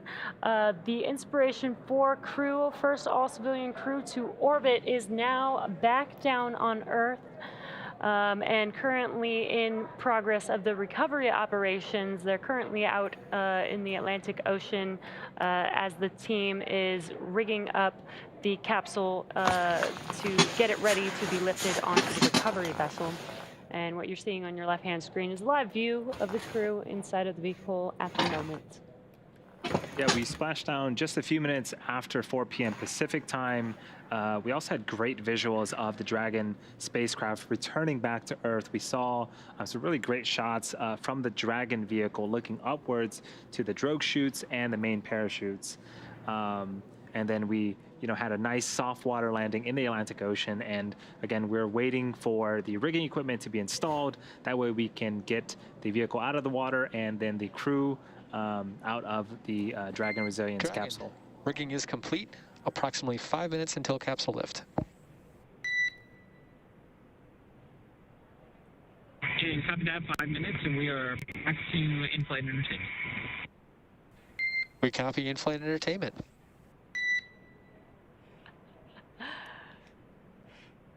The crew is having a great time with in-flight entertainment. We don't have to wait So yeah, it too looks much like they're all anymore. in great spirits. Yeah. We have a really cool shot on the Lift right-hand side coming of up the screen. That is imminently. the back of Ghost Searcher, the main recovery vessel. Dragon is in the background, as well as some other supporting recovery vessel ships as well. Yeah, this is, again, pretty incredible to see where we are today with this mission. First all-civilian crew. And ironically, it's so much like they just went and flew on an airplane as they're watching movies, waiting I think to quite soon someone will jump deboard to the water. the spacecraft. In a few minutes.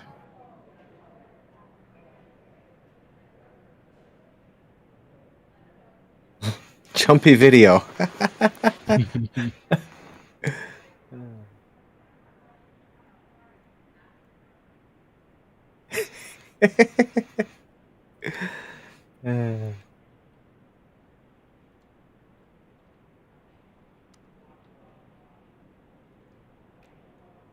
Yeah, we have seen previous flights where And again, this the mission is a no floating fundraiser for zone was St. not Jude Children's respected Research very well. Hospital. Yeah. We've got So some it's great good news to that we've see raised up clear to waters so the recovery process can happen quickly and $157 safely. million That's so far. it's a How good thing incredible that to people have do such learned a, to respect inspiring that. mission like this, as well as You know, raise those $157 safety million zones, for the such an amazing exclusion cause. zones, So, they are in the there last for 90 minutes, the safety of essentially, we the raised crew, the safety $4 of million. the mission, as Keep well it up, as the everyone. safety of Thank the you so much. spectators. Again, it's going to So a great cause, when and we it's see those benefiting a no-fly lot of zones different and people. no boating zones, we do need to make an effort to respect them because they are there And for a currently in reason. progress are So recovery we're glad to see that is operations. taking place. So far, they've already inspected the capsule for safety before installing some rigging hardware.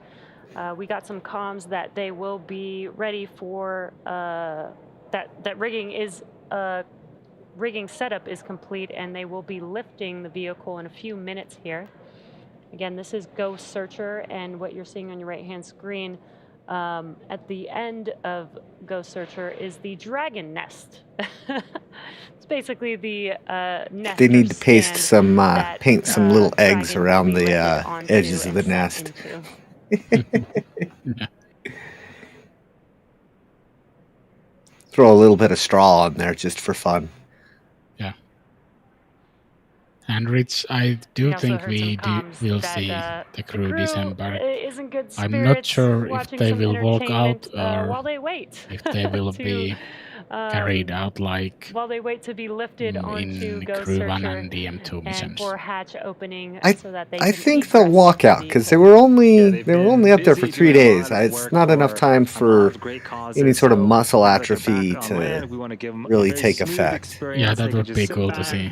Relax. We'll take care And of Jude everything is else. saying the fundraiser has reached See the gap between 157 the million Ghost Searcher boat already. and Dragon is starting to close. That's fantastic. We are expecting Fantastic, and they still have to do the auction. I think they're gonna make their 200 million goal, which is fantastic. I really hope they make it. And weather has been and I do think great for us today. they will be Actually, doing this some whole mission, tours this is such a well unique around mission the where we States, did have at least. to ensure that weather Well, upon yeah, liftoff I as would well think so. as return would be well, and not just the weather in the atmosphere, but the water where we are landing. And you can see on your screen that it's very calm. This makes it really a lot easier for the crew to perform the recovery operations. Yeah, just they probably will be asked. Great weather Yeah. all around for this mission.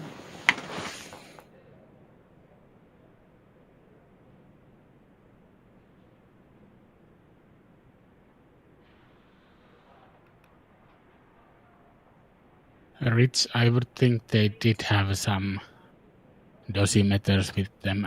At least there was some talk about higher radiation and doing science experiments, so I would hope they had those. They were still inside the Van Allen belt, so the increase in radiation is not going to be all that significant. Yeah, I agree. So we just saw the crew tossing a line to the other member of the recovery. And it is slightly increased, but on not the Dragon capsule dramatically itself. increased, So like this crossing the last Van bit of Allen distance, belt we would want to be. make sure that it is nice and controlled for the Dragon vehicle to come on in and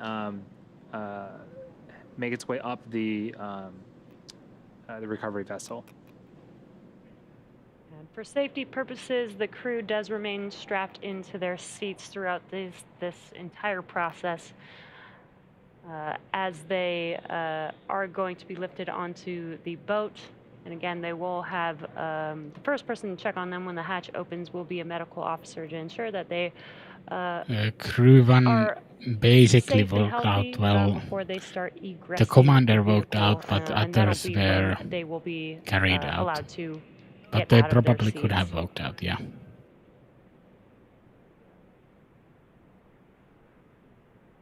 Even shuttle missions, when they come out of the shuttle, get to the bottom of the stairs, they had people shaking their hands is what it looked like to the camera, but they're actually, come on, get your feet, holding them up with an arm shake. Yeah. There's some fun stories about the shuttle landings like that. Yeah.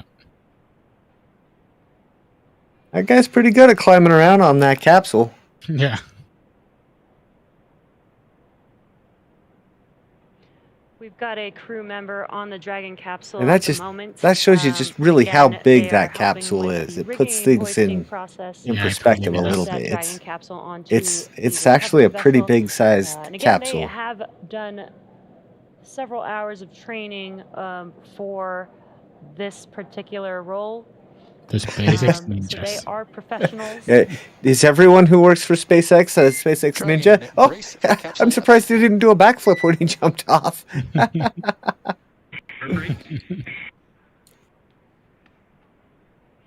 Maybe they told him he couldn't do any acrobatics. You heard some comms. They are getting ready to lift the Dragon capsule. You saw the last recovery crew member hop off of the Dragon capsule. It takes a minute after sunset for the water to start cooling down, though. As they clear the way But for yeah, lifting it's the Dragon capsule. it is the Atlantic, which is a little bit colder than the Pacific.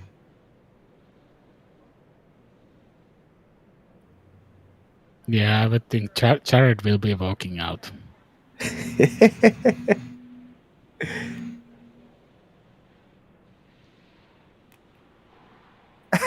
Here comes Dragon out of the water.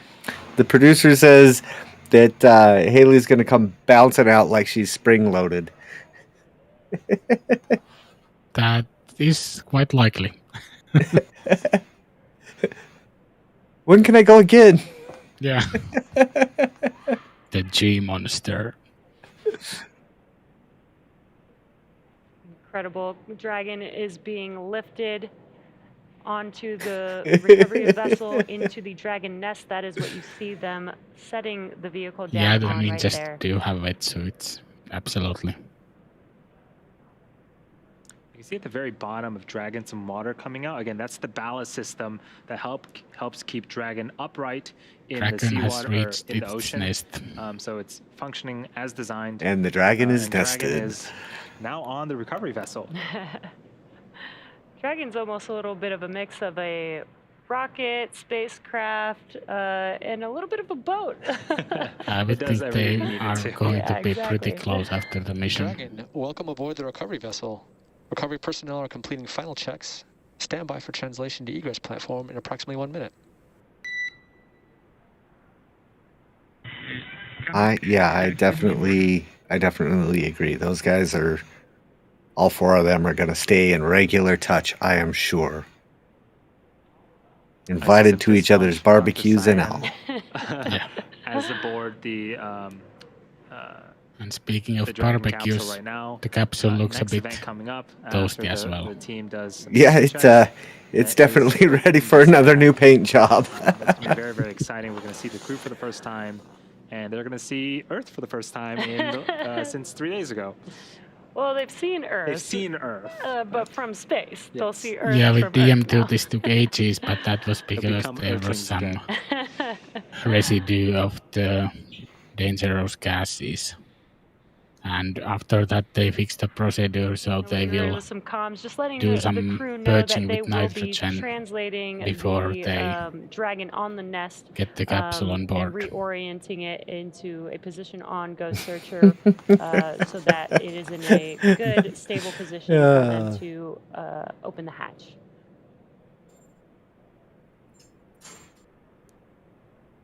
So while Dragon's top hatch houses the cupola, the astronauts will egress from Dragon's side hatch. That's what you see in the center of your screen. Pending capsule orientation from the water. So before opening the hatch, the spacecraft has to that's true, and I equalize the think this cabin pressure with does the look outside much environment. better than the Once the hatch DM2 is capsule. open, that will be Jared, Haley, It was pretty Cyan, and toasty. Chris's first breath of fresh Earth air since boarding Falcon 9 at the start of their mission on September 15th.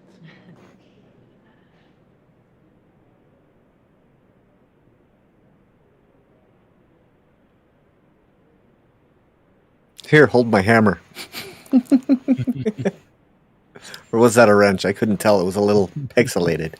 If you're just now joining us, you are watching the Inspiration4 mission.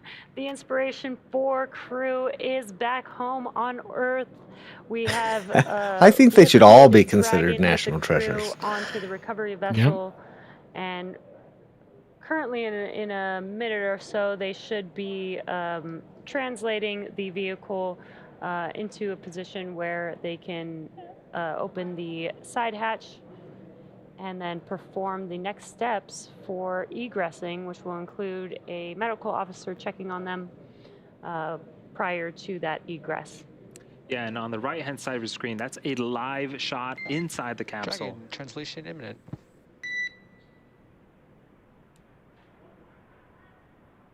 Like somebody just fired a flare in the background there.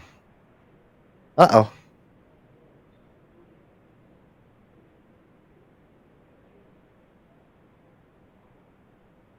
We have a rolling dragon. Rolling dragon. Yep. Here it is. They are translating the vehicle to just under the helicopter pad on the vessel.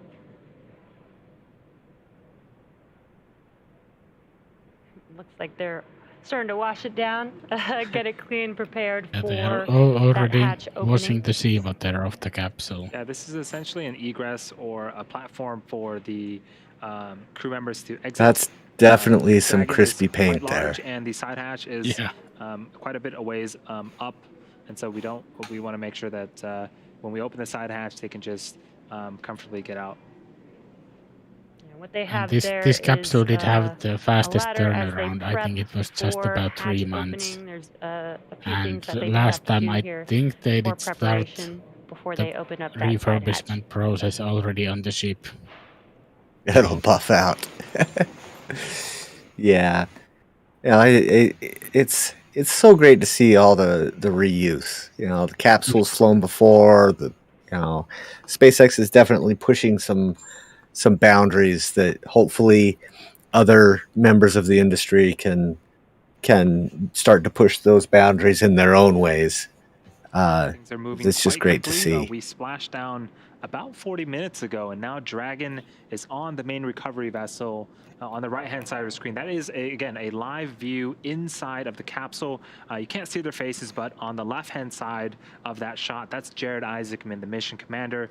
To his right, It'll be is interesting to Cyan see if this Proctor, capsule the, gets used again mission for pilot.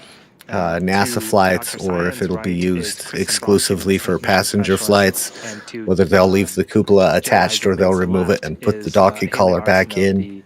the, Definitely be interesting to medical see. officer of the mission. Yeah.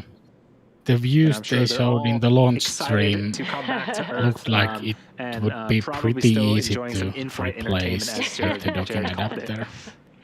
Yeah, it looked like it was a pretty What a pretty crew simple for this process to mission, swap just it out such in and out if incredible they wanted to do individuals, that.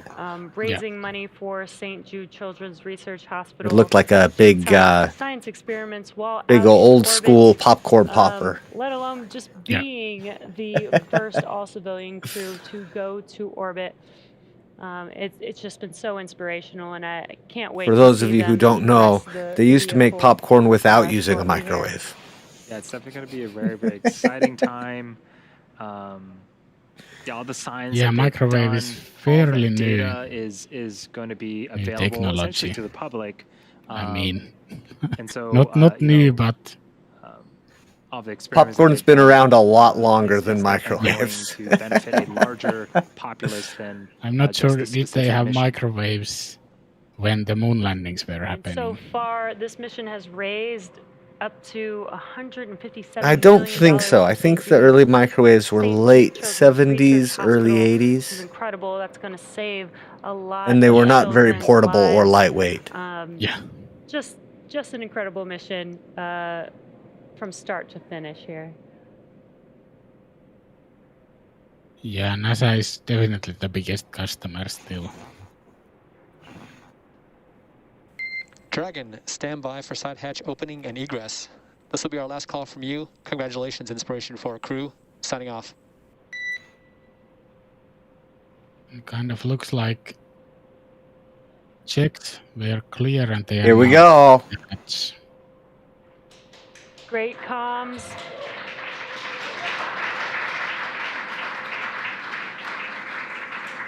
There you can see that Netflix cameraman is right there. Open, and some exciting waves from Here they come right on in. Come on in, there's plenty of room. Now they are putting on some protection along the hatch door for while they egress the vehicle here. So we have members of the recovery team inside the capsule with the crew members. They're doing some checkouts, make sure everything is good. Yeah, they're definitely getting some video puke as well. This is certainly very, very exciting. Again, that hatch has been closed and sealed. Green tentacles reach out. This is the first time it's opened since we lifted off Wednesday, September 15th. And we have some fist pumps from Jared. I'm sure the entire crew is super excited. Could see them waving.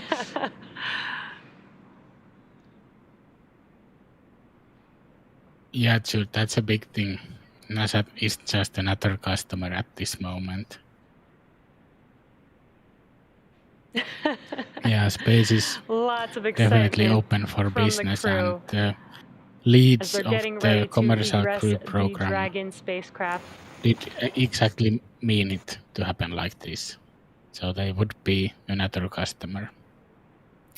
Yeah, I'm not sure I want to know what the air smells like in there, but I can see why you're curious. He seems to be directing his conversation at Haley a little bit. I wonder if something's going on with her prosthetic or something.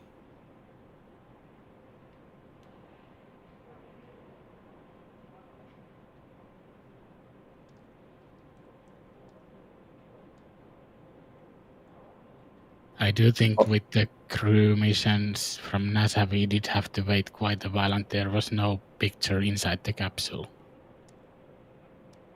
It looks like they are taking their tablets from each of the crew members in preparation for this egress. Now, there is a procedure that they will go through even now as they egress the vehicle. It won't just be all of them getting out at once. Wouldn't this whole thing just be amazing? I believe they will be starting with really egress of seat 1.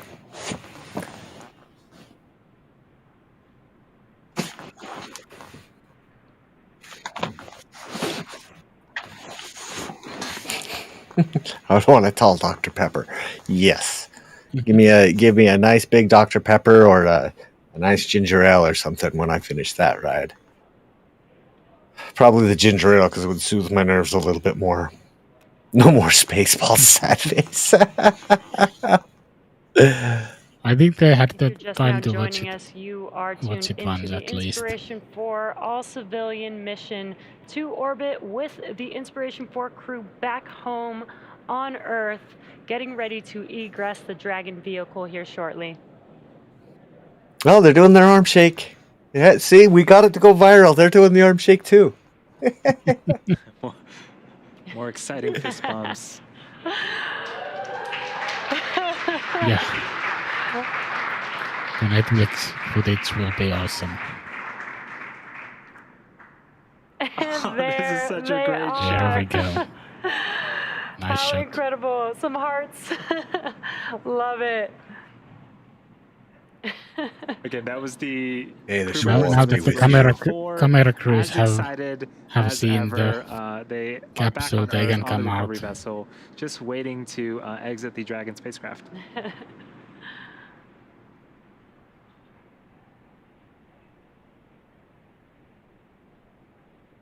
Some fist bumps going around.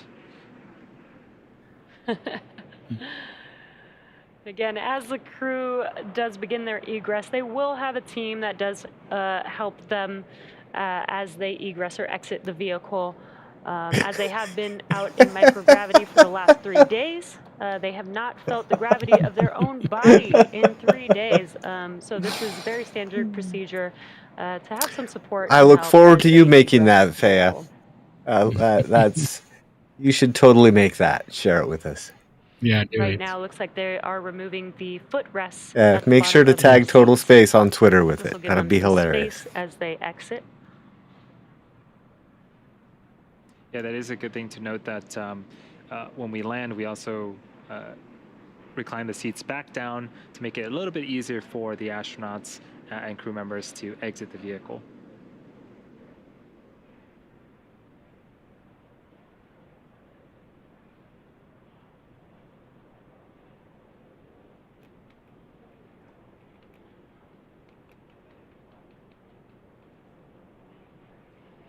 And it looks like we have our first crew member, Haley Arsenault, egressing the vehicle. Like first one is out, that would be Haley. She was sitting in seat 1 to the left.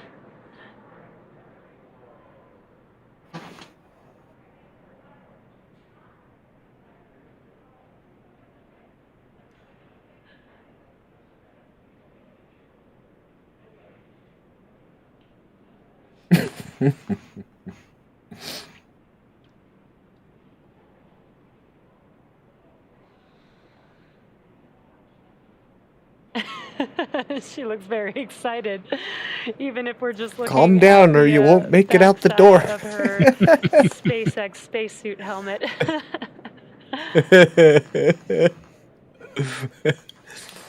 Oh, it's gonna take her a month to calm down after this. She's just gonna be pinging off everything. The world's little G monster. Oh, I know. There's gonna be so many memes. It'll be great.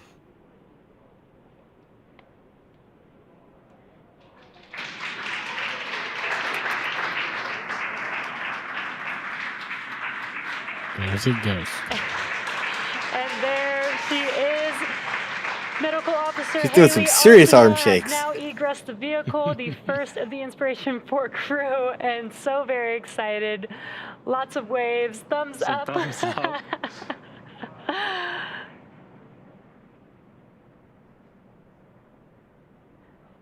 Getting a little photo up.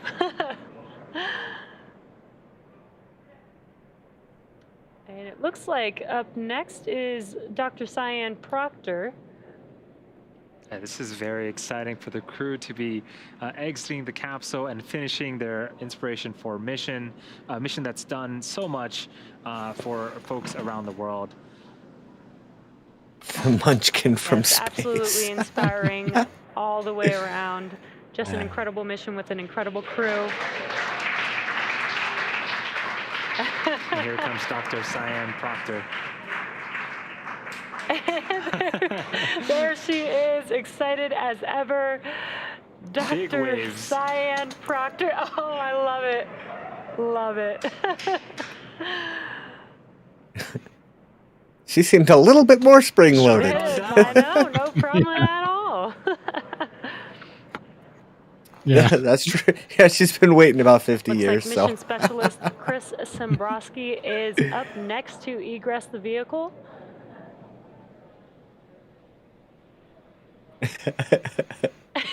Looks like some dancing there.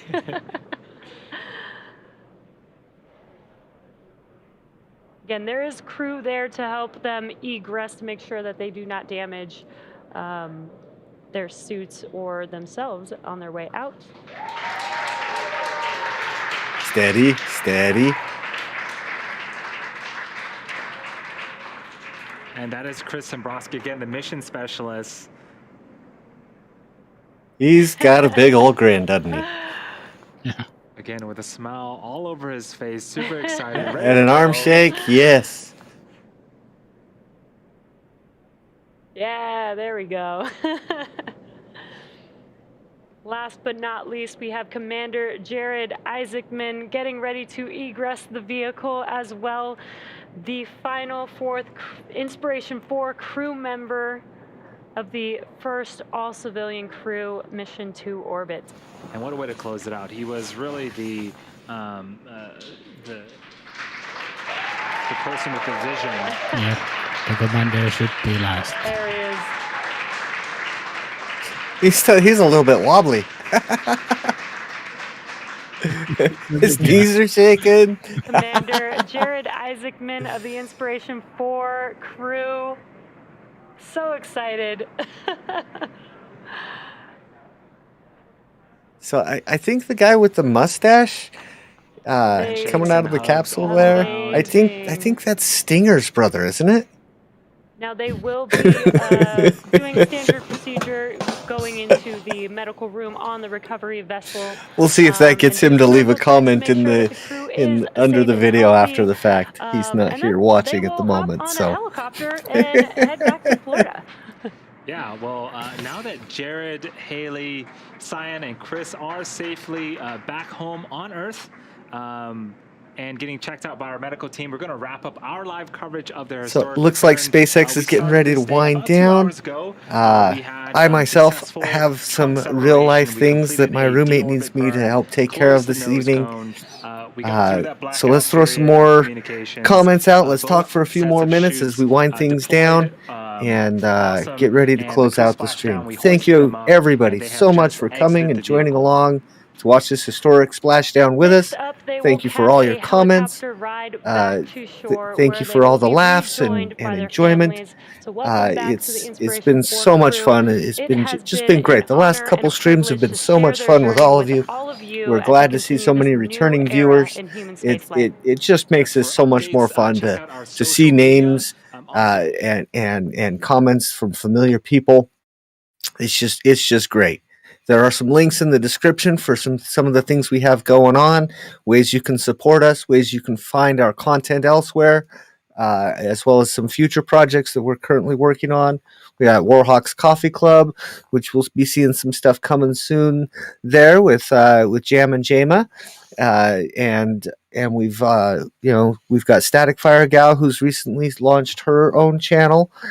She has done a lot of our content here on Total Space and helped us a great deal. So we're trying to support her in her new endeavor. I don't know for sure if she will be returning to produce content here with us. She is more than welcome to, but we want to support her in her new endeavor. Thank you so much, everybody, for coming. Miko, is there anything you'd like to throw out? I think you pretty much covered it all. It's been a great live stream, or actually great 2 live streams. And yeah, I'm glad everyone was able to join us. And see you in the next stream. Bye, everybody. All right.